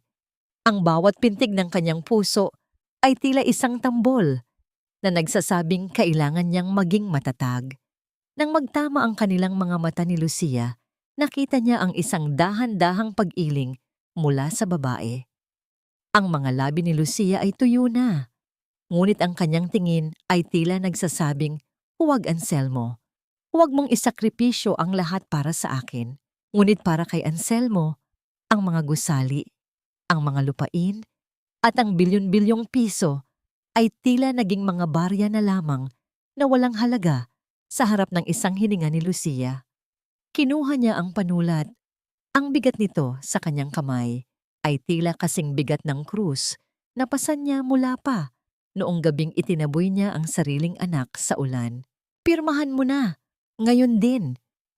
Ang sigaw ni Rafael, ang kanyang mukha ay namumula na sa sobrang galit at kaba. Ang tunog ng mga sirena ng pulis sa malayo ay dahan-dahang naririnig. Isang hudyat na ang katarungan ay malapit na, ngunit ang panganib ay mas mabilis pang kumikilos. Habang ang dulo ng panulat ay dahan-dahang lumalapit sa papel, isang matinding katahimikan ang bumalot sa bodega.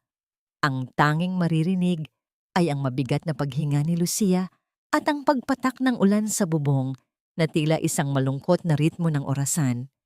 Sa isang iglap, bago pa man dumapo ang tinta sa dokumento, isang pamilyar na tunog ng pagpihit ng bakal na pinto ang bumasag sa tensyon. "Itigil mo yan, Anselmo." Ang tinig ni Doña Marcela ay umalingaw-ngaw sa buong bodega. Ang matandang babae ay nakatayo sa may pintuan, Ang kanyang mukha ay maputla at ang kanyang mga mata ay puno ng isang emosyong hindi kailanman nakita ni Anselmo, ang pagsisisi. Ang bawat hakbang niya patungo sa gitna ng bodega ay tila isang pag-amin sa lahat ng kanyang mga pagkakamali. Tumingin si Rafael kay Doña Marcela.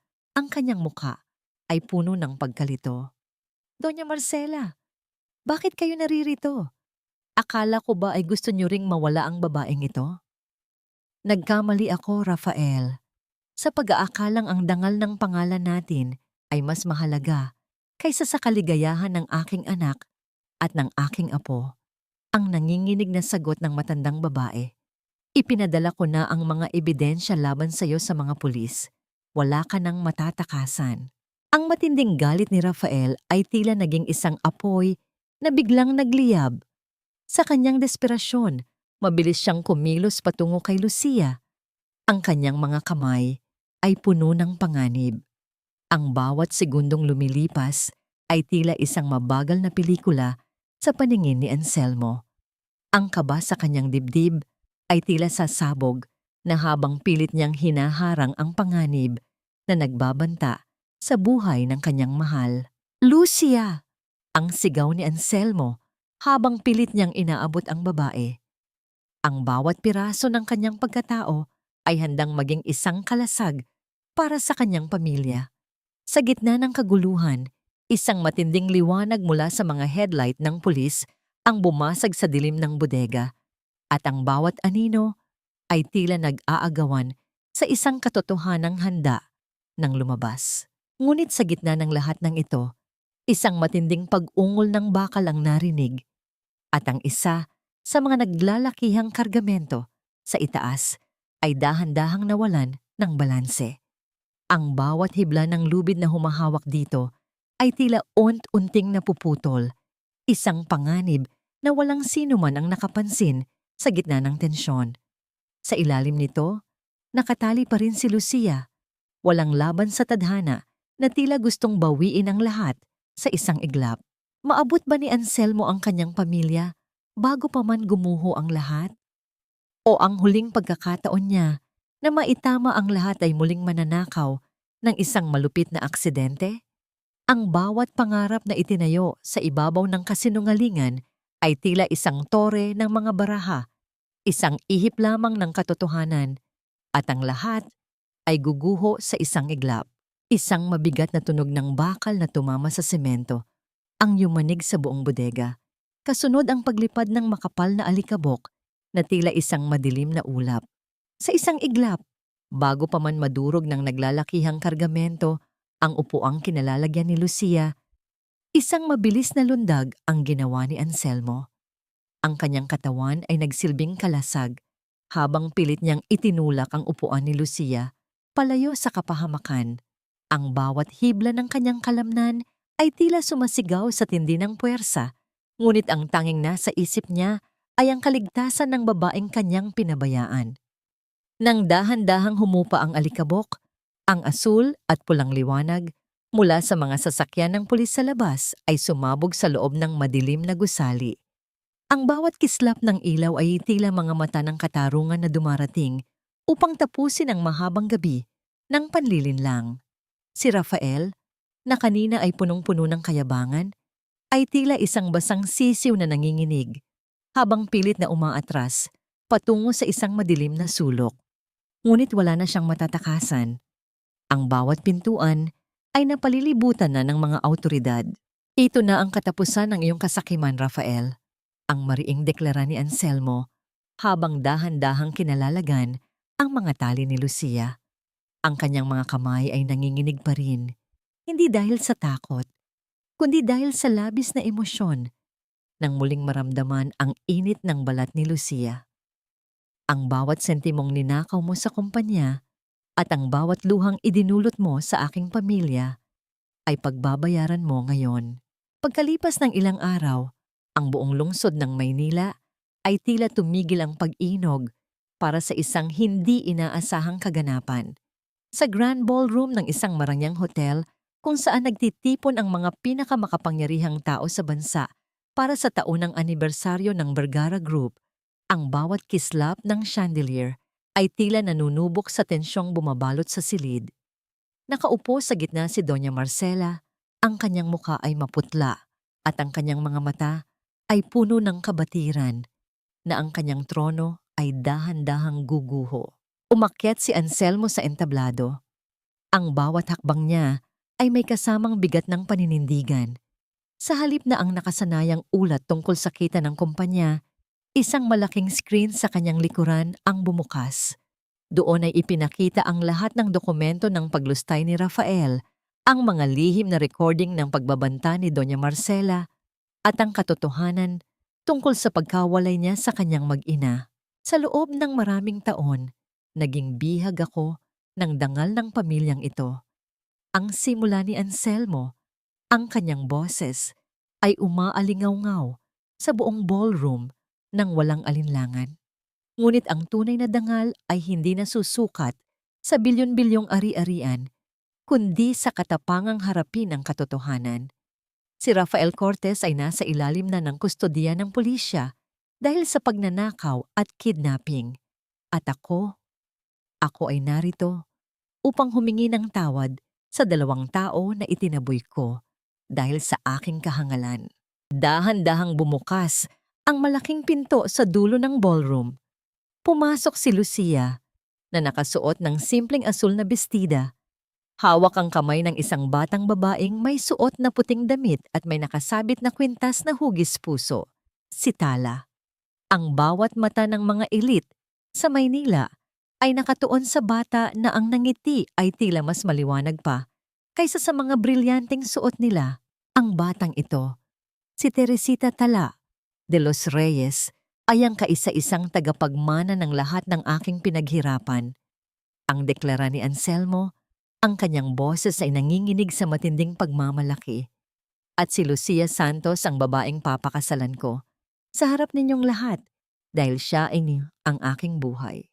Ang bulong ng mga tao ay tila isang mahinang hangin na lumilipas sa gitna ng katahimikan. Si Doña Marcela ay dahan-dahang tumayo. Ang kanyang bawat hakbang palabas ng ballroom ay tila isang pagbagsak mula sa langit. Ang bawat taong dati ay yumuyukod sa kanya ay tumingin na ngayon ng may pagkaawa at panghuhusga. Ang karma ay tila isang malamig na tubig na dahan-dahang lumulunod sa kanyang matandang katawan. Habang naglalakad si Anselmo patungo kay Tala at Lucia sa gitna ng ballroom, naramdaman niya ang isang matinding kapayapaan na hindi kailanman naibigay ng kanyang yaman. Binuhat niya si Tala. Ang amoy ng sampagita sa buhok ng bata ay tila isang basbas na naglilinis sa kanyang kaluluwa. Ang bawat palakpakan sa paligid ay tila malayo na dahil ang tanging naririnig niya ay ang mahinang tawag ni Tala sa kanya. Papa, ang ganda po rito. Pero mas gusto ko po yung garden natin sa labas. Ang bulong ni Tala habang isinisiksik ang kanyang mukha sa leeg ni Anselmo. Napaiyak si Anselmo sa harap ng lahat. Ang kanyang mga luha ay hindi na luha ng pagsisisi, kundi luha ng isang taong sa wakas ay natagpuan na ang kanyang tunay na kayamanan. Ngunit sa gitna ng tagumpay na ito, isang anino pa rin ang naiwan sa puso ni Lucia. Habang tinitingnan niya ang kanyang biyenan na tuluyang lumabas ng silid, isang pait ang nananatili sa kanyang mga mata. Matatagpuan nga ba ng pamilyang ito ang tunay na kapatawaran o ang mga sugat ng nakaraan ay sadyang napakalalim na para tuluyang maghilom? Ang katahimikan ay tila isang malalim na dagat kung saan ang bawat alaala ng nakaraan ay dahan-dahang lumulutang, humihingi ng katarungan at kapayapaan. Sa loob ng isang pribadong silid sa ospital, malayo sa ingay ng mga reporter at kislap ng mga kamera mula sa gala, ang bango ng sariwang sampagita ay dahan-dahang humahalo sa amoy ng malinis na linen. Nakaupo si Lucia sa gilid ng kama, pinagmamasdan ang mahimbing na tulog ni Tala. Ang bawat mahinang paghinga ng bata ay tila isang himala na ayaw niyang bitawan. Ang kanyang mga kamay, na dati ay puno ng kalyo mula sa pagtitinda sa kalsada, ay dahan-dahang hinahaplos ang buhok ng kanyang anak. Ang mahinang pag-ikot ng hawakan ng pinto ay bumasag sa katahimikan ng silid. Pumasok si Anselmo, hindi na bilang ang mayabang na bilyonaryo, kundi bilang isang lalaking tila pasan ang buong mundo sa kanyang mga balikat. Tinanggal niya ang kanyang Amerikana at dahan-dahang lumapit kay Lucia.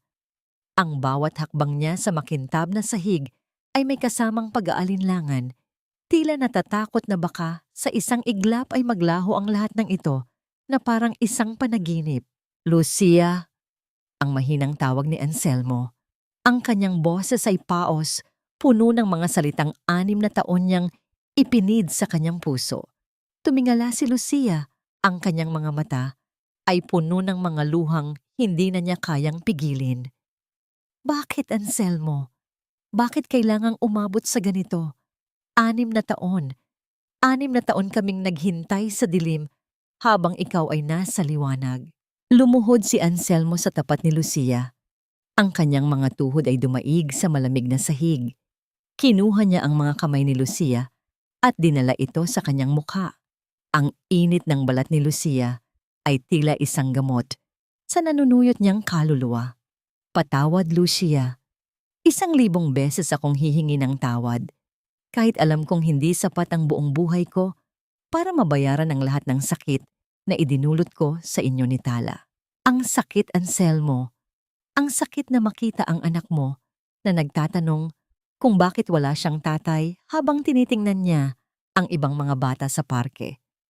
Ang hikbi ni Lucia, ang bawat patak ng kanyang luha ay dahan-dahang bumabasa sa mga kamay ni Anselmo. Ipinagpalit mo kami sa yaman, sa dangal ng pamilya mo, sa utos ng iyong ina. Wala ng yaman, Lucia. Wala ng kumpanya, wala ng Doña Marcela. Ang mariing sagot ni Anselmo habang dahan-dahang pinupunasan ang mga luha sa mukha ni Lucia. Ang kanyang haplos ay puno ng pag-iingat, tila isang mamahaling hiyas na ayaw niyang mabasag. Ibinigay ko na ang lahat ng aking shares sa isang charity foundation para sa mga batang kalye. Ang itinira ko lang ay ang maliit na bahay sa probinsya na binili ko para sa atin noon. Doon tayo magsisimula, Lucia, malayo sa laso ng pamilya ko. Dahan-dahang iniyuko ni Lucia ang kanyang ulo sa balikat ni Anselmo. Ang bawat tibok ng puso ni Anselmo ay tila isang pangako ng kaligtasan. Naramdaman ni Anselmo ang dahan-dahang pagyakap ni Lucia sa kanya. Isang yakap na puno ng kapatawaran, ngunit may kasama pa ring pait ng nakaraan. Sa gitna ng katahimikan ng silid, ang kanilang mga hininga ay tila naging iisa, isang himig ng paghilom sa gitna ng mga sugat. Anselmo, maari pa ba tayong maging buo? Ang mahinang tanong ni Lucia, ang kanyang boses ay tila isang munting hiling sa gitna ng dilim. Hinarap siya ni Anselmo at dahan-dahang hinalikan ang kanyang noo. Ang bawat segundong magkalapit ang kanilang mga mukha ay tila isang pagbabalik sa panahong wala pang mga kasinungalingan. Hinding-hindi na kita bibitawan muli, Lucia. Kahit anong bagyo ang dumating, ako ang magsisilbing kalasag ninyo ni Tala. Magsisimula tayo sa simula, kung saan ang tanging mahalaga ay ang ating pagmamahal. Sa kabilang bahagi ng lungsod, si Doña Marcela ay nakaupo sa loob ng kanyang madilim na silid sa mansyong wala ng katauhan. Ang bawat piraso ng mamahaling kagamitan sa paligid niya ay tila naging mga multo ng kanyang mga pagkakamali. Ang kanyang anak ay tuluyan ng bumitaw at ang kanyang kapangyarihan ay naging abo na lamang. Ang katahimikan sa loob ng mansyon ay tila isang sumpa, isang parusa para sa isang reynang nawalan ng kanyang trono dahil sa sarili niyang kasamaan. Habang ang sikat ng araw ay dahan-dahang sumisilip sa bintana ng ospital, nakita ni Anselmo si Tala na dahan-dahang nagmulat ng kanyang mga mata. Ang bata ay ngumiti nang makita ang kanyang ama at ina na magkahawak ang kamay sa tabi ng kanyang kama. Ang liwanag ng umaga ay tila isang basbas, isang bagong simula para sa pamilyang matagal nang nagkawatak-watak. Ngunit sa likod ng bawat ngiti, alam ni Anselmo na ang paghilom ay isang mahabang proseso. Mapapanatili ba nila Ang kapayapaang ito kapag ang mundo ay nagsimulang muling sumubok sa kanilang katatagan. At paano haharapin ni Lucia ang multo ni Doña Marcela na nananatiling nakatago sa anino ng kanilang nakaraan? Minsan, ang pinakamabigat na daladalahin ay hindi ang kahirapan, kundi ang gintong korona na pumapatay sa iyong kaluluwa. Ang malakas na tunog ng pagsasara ng huling maleta ni Anselmo ay umalingaw-ngaws sa kanyang malawak na silid, kasing lamig ng katahimikang bumabalot sa buong mansyon ng mga Vergara. Wala na ang mga katulong na nagmamadaling sumunod sa bawat kumpas ng kanyang kamay. Wala na ang amoy ng mamahaling pabango na dati ay nagbibigay sa kanya ng kapangyarihan. Ang tanging natitira ay ang amoy ng alikabok sa mga bakanteng istante at ang nanunumbat na anino ng kanyang nakaraan. Dahan-dahang lumabas si Anselmo sa pasilyo. Ang bawat hakbang niya sa makintab na sahig ay tila isang paglayo sa mundong binuo niya sa loob ng maraming taon. Sa dulo ng hagdan, nakatayo si Doña Marcela. Ang matandang babae ay nakasuot pa rin ng kanyang marangyang sutla. Ngunit ang kanyang mukha ay tila isang tuyong dahon na anumang oras ay dahan-dahang malalagas. Ang bawat guhit sa kanyang mukha ay nagpapakita ng isang reynang nawalan ng kanyang kaharian. Iiwan mo ba talaga ang lahat ng ito, Anselmo? Ang pangalan natin? Ang lahat ng pinaghirapan ng iyong ama para sa isang buhay na puno ng dumi? Ang nanginginig na tanong ni Doña Marcela. Ang boses niya ay wala ng bagsik, kundi isang desperadong pagsamo na pilit kumakapit sa huling hibla ng kanyang dangal. Tumigil si Anselmo at tumingin ng diretso sa kanyang ina. Ang kanyang mga mata ay wala ng bahid ng galit, kundi isang malalim na pagkaawa. Ang dumi ay hindi nasa labas, Ma. Ang dumi ay nasa loob ng bahay na ito. Ang yaman na sinasabi mo ay naging kulungan ko sa loob ng 6 na taon. Ngayon, gusto ko namang matutong huminga. Anselmo, anak. Ang mahinang tawag ng matanda habang dahan-dahang inaabot ang kamay ng kanyang anak. Inilayo ni Anselmo ang kanyang kamay nang may pag-iingat. Huwag kang mag-alala, Ma. Ibiniling ko na kay Nana Susing na manatili rito upang alagaan ka. Ang pera sa bangko ay sapat na para sa iyong pangangailangan. Ngunit ang aking buhay ay hindi na pag-aari ng mga Vergara. Pag-aari na ito ni na Lucia at Tala. Ang bawat salita ni Anselmo ay tila isang hatol ng huling pamamaalam. Lumabas siya ng mansyon nang hindi na lumingon muli. Sa labas, ang sikat ng araw ay dahan-dahang sumisilip sa gitna ng mga ulap, nagbibigay ng mainit na haplos sa kanyang mukha. Sumakay siya sa kanyang lumang sasakyan at nagmaneho patungo sa ospital. Nang marating niya ang silid ni Tala, sinalubong siya ng isang tanawing tila pinakamagandang sining na nakita niya. Nakaupo si Tala sa wheelchair, hawak ang kanyang lumang Biblia, habang si Lucia ay dahan-dahang inaayos ang buhok ng bata. Ang bango ng sampagita ay muling bumalot sa paligid, hindi na bilang isang tinda sa kalsada, kundi bilang isang simbolo ng kanilang muling pagsasama. Handa na ba kayo? Ang tanong ni Anselmo nang may kasamang matamis ng ngiti. Ang kaba sa kanyang dibdib ay napalitan ng isang kakaibang gaan. Handa na po, Papa. Ang masayang sagot ni Tala. Ang bata ay dahan-dahang tumayo at yinakap ang binti ni Anselmo. Ang haplos ng maliliit na kamay ni Tala ay tila isang gamot na tuluyang nagpahilom sa lahat ng mga sugat ni Anselmo. Binuhat ni Anselmo ang bata, habang ang kanyang kabilang kamay ay mahigpit na humawak sa kamay ni Lucia. Ang bawat pagpisil ni Lucia sa kanyang palad ay tila isang pangako na hinding-hindi na sila muling magkakahiwalay. Habang naglalakad sila palabas ng ospital, ang bawat hakbang nila ay tila isang pagtakas mula sa madilim na anino ng lungsod patungo sa liwanag ng isang bagong bukas. Ang sasakyan ay dahan-dahang lumayo sa naglalakihang gusali ng Maynila. Ang ingay ng trapiko at usok ay unti-unting napalitan ng luntiang tanawin ng mga bukid at ang asul na kulay ng dagat sa malayo. Habang nagmamaneho, tiningnan ni Anselmo sa rearview mirror ang kanyang mag-ina. Si Tala ay mahimbing nang natutulog sa balikat ni Lucia. Ang kanyang mukha ay payapa at puno ng panatag. Anselmo, sigurado ka ba rito? Ang mahinang tanong ni Lucia habang nakatingin sa malawak na karagatan. Hinigpitan ni Anselmo ang hawak sa manibela. Ang kanyang puso ay puno ng katiyakan. Dito tayo magsisimula, Lucia. Sa lugar na ito, walang magdidikta kung sino tayo. Walang Doña Marcela, walang kumpanya. Tayo lang. At ang ating pamilya. Dahan-dahang pumarada ang sasakyan sa tapat ng isang maliit at simpleng bahay na gawa sa kahoy at kawayan, malapit sa pampang ng dagat. Ang bawat hampas ng alon sa buhangin ay tila isang himig ng pagsalubong. Nang buksan ni Anselmo ang pinto ng bahay, ang amoy ng dagat at ang bango ng sampagitang itinanim niya sa paligid ay sumalubong sa kanila. Pumasok sila sa loob, dala ang kanilang tanging kayamanan, ang bawat isa. Ang bawat piraso ng kanilang bagong buhay ay tila isang pagkilala sa halaga ng mga simpleng bagay.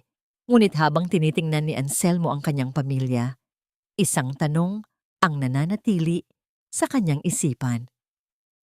Matatagpuan nga ba nila ang tunay na kapayapaan sa gitna ng pagiging simple o ang multo ng nakaraan ay sadyang hihintayin lamang ang tamang pagkakataon upang muling lumitaw? Ang bawat dapit hapon ay hindi pagtatapos, kundi isang pangako ng panibagong liwanag na maghihilom sa lahat ng sugat ng kahapon. Ang amoy ng alat mula sa dagat ay dahan-dahang humahalo sa bango ng mga sampagitang itinanim ni Anselmo sa paligid ng kanilang maliit na bakuran. Wala na ang ingay ng mga sasakyan at ang nakabibinging katahimikan ng mansyon. Ngayon, ang tanging maririnig ay ang ritmo ng mga alon na humahampas sa pampang at ang masayang tawa ni Tala habang hinahabol ang mga alon sa buhanginan. Nakatayo si Anselmo sa veranda. Suot ang isang simpleng puting t-shirt at short. Malayo sa imahe ng bilyonaryong kinatatakutan ng lahat. Ang kanyang mga kamay ay may mga bahid ng lupa mula sa pag-aalaga ng hardin. Ngunit sa unang pagkakataon, hindi niya ito itinuturing na dumi. Para sa kanya, ang bawat dumi sa kanyang kuko ay marka ng paggawa para sa mga taong mahal niya. Papa, tingnan niyo po, ang dami nating huli. Ang sigaw ni Tala habang itinataas ang isang maliit na balde na may lamang mga kabibe. Ang bata ay kulay kape na ang balat dahil sa araw. Ang kanyang mga mata ay nagniningning sa kalusugan at saya. Lumapit si Anselmo at binuhat ang anak. Ang bigat ni Tala ay tila isang pagkilala sa lahat ng mga sakripisyong pinagdaanan nila. Ang galing naman ng princess ko. Sige, ipakita natin yan kay mama para maluto na natin para sa hapunan. Sa loob ng kusina, abala si Lucia sa paghahanda ng pagkain. Ang kanyang mukha ay mayroon ng kulay at ang kanyang mga kilos ay puno na ng sigla. Nang pumasok si Anselmo at Tala, isang matamis na ngiti ang sumalubong sa kanila. Isang kiting dati ay nakikita lamang ni Anselmo sa kanyang mga panaginip. Ang bango naman niyan, Lucia. Ang bulong ni Anselmo habang dahan-dahang yumayakap sa likuran ng kanyang asawa. Ipinatong niya ang kanyang baba sa balikat ni Lucia. Ninanamnam ang kapayapaan ng sandaling iyon. Siyempre, paborito niyo ito ni Tala. Ang sagot ni Lucia nang may kasamang mahinang tawa. Iniharap niya si Anselmo at hinaplos ang kanyang pisngi. Ang dumi mo na naman, Anselmo. Parang hindi ka naging CEO ng isang malaking kumpanya. Mas gusto ko na ito, Lucia. Dito, CEO. Ako ng sarili nating maliit na mundo. At mas mahalaga ang posisyon na yon kaysa sa kahit anong posisyon sa Maynila. Ang mariing sagot ni Anselmo. Sa gitna ng kanilang pagkukulitan, isang kumatok sa pintuan ang bumasag sa kanilang katahimikan. Isang sulat ang iniwan ng kartero, isang sulat na galing kay Nana Susing. Binuksan ito ni Anselmo ng may halong kaba. Sa loob niyon ay ang balita tungkol kay Doña Marcela. Ang matandang babae ay tuluyan ng nawalan ng alaala at ngayon ay nananatiling nakatitig sa kawalan. Tila binibilang ang bawat segundong lumilipas sa loob ng kanyang bakanting mansyon. Si Rafael naman ay nahatulan na ng habambuhay na pagkabilanggo. Naramdaman ni Anselmo ang isang matinding lungkot para sa kanyang ina. Ngunit alam niyang ito ang kapalaran na pinili nito. Tinupi niya ang sulat at itinabi sa loob ng Biblia ni Tala. Sa tabi ng mga pangako ng Diyos, doon niya inilibing ang lahat ng kanyang galit at pait. Anselmo, okay ka lang? Ang tanong ni Lucia. Nakita ang pagbabago sa kanyang mukha. Okay lang ako, Lucia. Mas okay pa sa okay, ang sagot ni Anselmo. Kinuha niya ang Biblia at naupo sa tabi ni Tala. Anak, maaari mo bang basahan si Papa ng isang berso bago tayo kumain? Binuksan ni Tala ang Biblia sa paborito niyang bahagi. Sabi po rito, ang pag-ibig ay matiyaga at magandang loob. Hindi ito naghahangad sa pag-aari ng iba. Hindi ito nagmamapuri o nagmamataas. Habang binabasa ng bata ang bawat salita, naramdaman ni Anselmo ang dahan-dahang pag-agos ng kanyang mga luha. Ang bawat salita ay tila isang haplos na naglilinis sa kanyang kaluluwa. Ang yaman na dati ay hinahangad niya ay naging abo.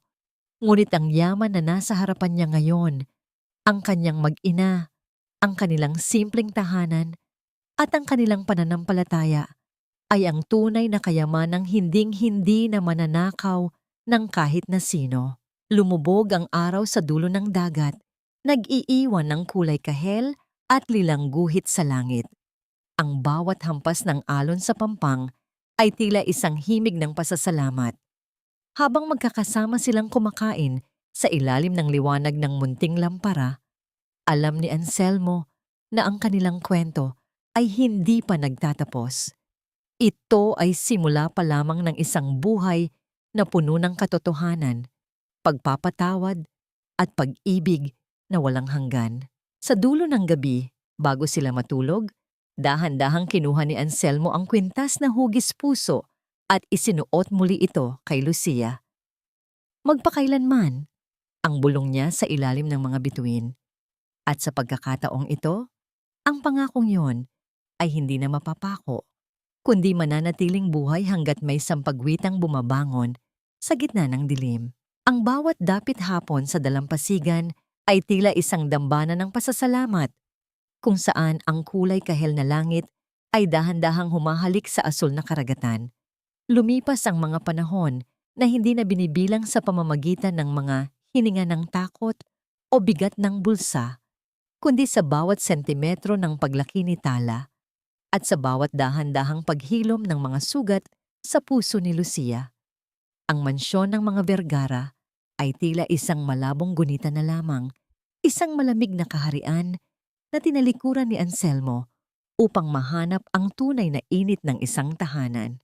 Nakatayo si Anselmo sa buhanginan, pinagmamasdan ang kanyang mag-ina mula sa malayo. Ang bango ng sampagwita ay nananatiling nakabukadkad sa paligid ng kanilang maliit na bahay, hindi na bilang isang tinda sa maruming kalsada, kundi bilang isang buhay na pamanang nagpapaalala sa kanila na ang kagandahan ay sumisibol kahit sa gitna ng hirap. Ang bawat hampas ng alon sa kanyang mga paa ay tila isang paghuhugas sa lahat ng kanyang mga kasalanan noong siya ay bulag pa sa kinang ng ginto. Papa, tingnan niyo po ang Biblia ko. May bagong bulaklak na akong itatago rito. Ang masayang tawag ni Tala habang tumatakbo patungo sa kanya. Ang bata ay wala na ang bakas ng gutom at pagod. Ang kanyang mga pisngi ay mapula na at ang kanyang tawa ay tila isang himig na nagpapatahimik sa anumang bagyong darating. Inabot ni Anselmo ang Biblia. Ang pabalat nito ay maayos na ngayon at nababalot ng malinis na tela. Binuksan niya ito at nakita ang mga tuyong talulot ng sampagita sa pagitan ng mga pahina, mga alaala ng kanilang paglalakbay mula sa dilim patungo sa liwanag. Sa loob niyon ay naroon pa rin ang gintong kwintas, hindi na bilang simbolo ng yaman, kundi bilang isang matibay na tanikala ng pag-ibig na nag-uugnay sa kanilang tatlo. Nagawa na nating magpatawad, hindi ba Tala? Ang mahinang tanong ni Anselmo habang hinahaplos ang buhok ng kanyang anak. Tumango ang bata nang may kasamang matamis ng ngiti. Opo, Papa. Sabi po ni Mama, ang hindi raw po marunong magpatawad ay parang taong laging may bitbit na mabigat na bato. Gusto ko pong maging kasing gaan ng mga alon. Lumapit si Lucia at dahan-dahang kumapit sa braso ni Anselmo. Ang bawat pagpisil niya ay isang kumpirmasyon ng kapayapaang matagal nilang ipinaglaban. Alam ni Anselmo na sa kabila ng lahat ng nawala sa kanya, ang kumpanya, ang posisyon, at ang pabor ng kanyang ina, ay masigit pa ang kanyang natanggap. Ang katarungan ay hindi lamang nahanap sa loob ng korte o sa pagkakakulong ni Rafael, kundi sa bawat gabing nakakatulog silang mahimbing nang walang itinatagong lihim. Nakatanggap si Anselmo ng balita na ang kanyang ina, si Doña Marcela, ay payapang pumanaw sa loob ng mansyon. Sa huling sandali nito, ang tanging pangalang binanggit nito ay ang pangalan ni Anselmo at ang amoy ng sampagita. Hindi na nakaramdam ng galit si Anselmo. Sa halip, isang dalisay na panalangin ang kanyang inialay para sa kaluluwa ng inang naging biktima rin ng sarili nitong kasakiman. Ang kapatawaran ay tuluyan ng naging ganap habang ang araw ay tuluyang lumulubog at ang mga bituin ay nagsisimulang magningning sa kalawakan. Naramdaman ni Anselmo ang isang matinding ginhawa. Isang uri ng ginhawa na hindi mabibili ng kahit anong halaga ng peso.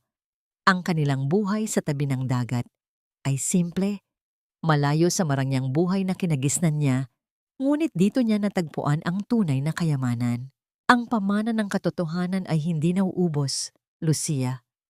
Ang bulong ni Anselmo habang nakatitig sa malawak na dagat. Ito ang ipapasa natin kay Tala.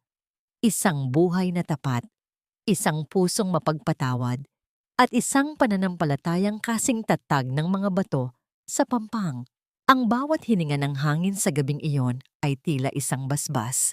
Ang kwento ni Tala, ang batang nagtinda ng sampagita sa kalsada, ay naging kwento ng isang amang nahanap ang kanyang kaluluwa sa gitna ng dumi at hirap. Habang dahan-dahan silang naglalakad, pabalik sa kanilang maliit na tahanan, ang liwanag ng buwan ay nagsilbing gabay sa kanilang mga hakbang. Ang gabi ay tahimik, ang puso ay panatag, at ang pag-ibig ay mananatiling buhay magpakailanman.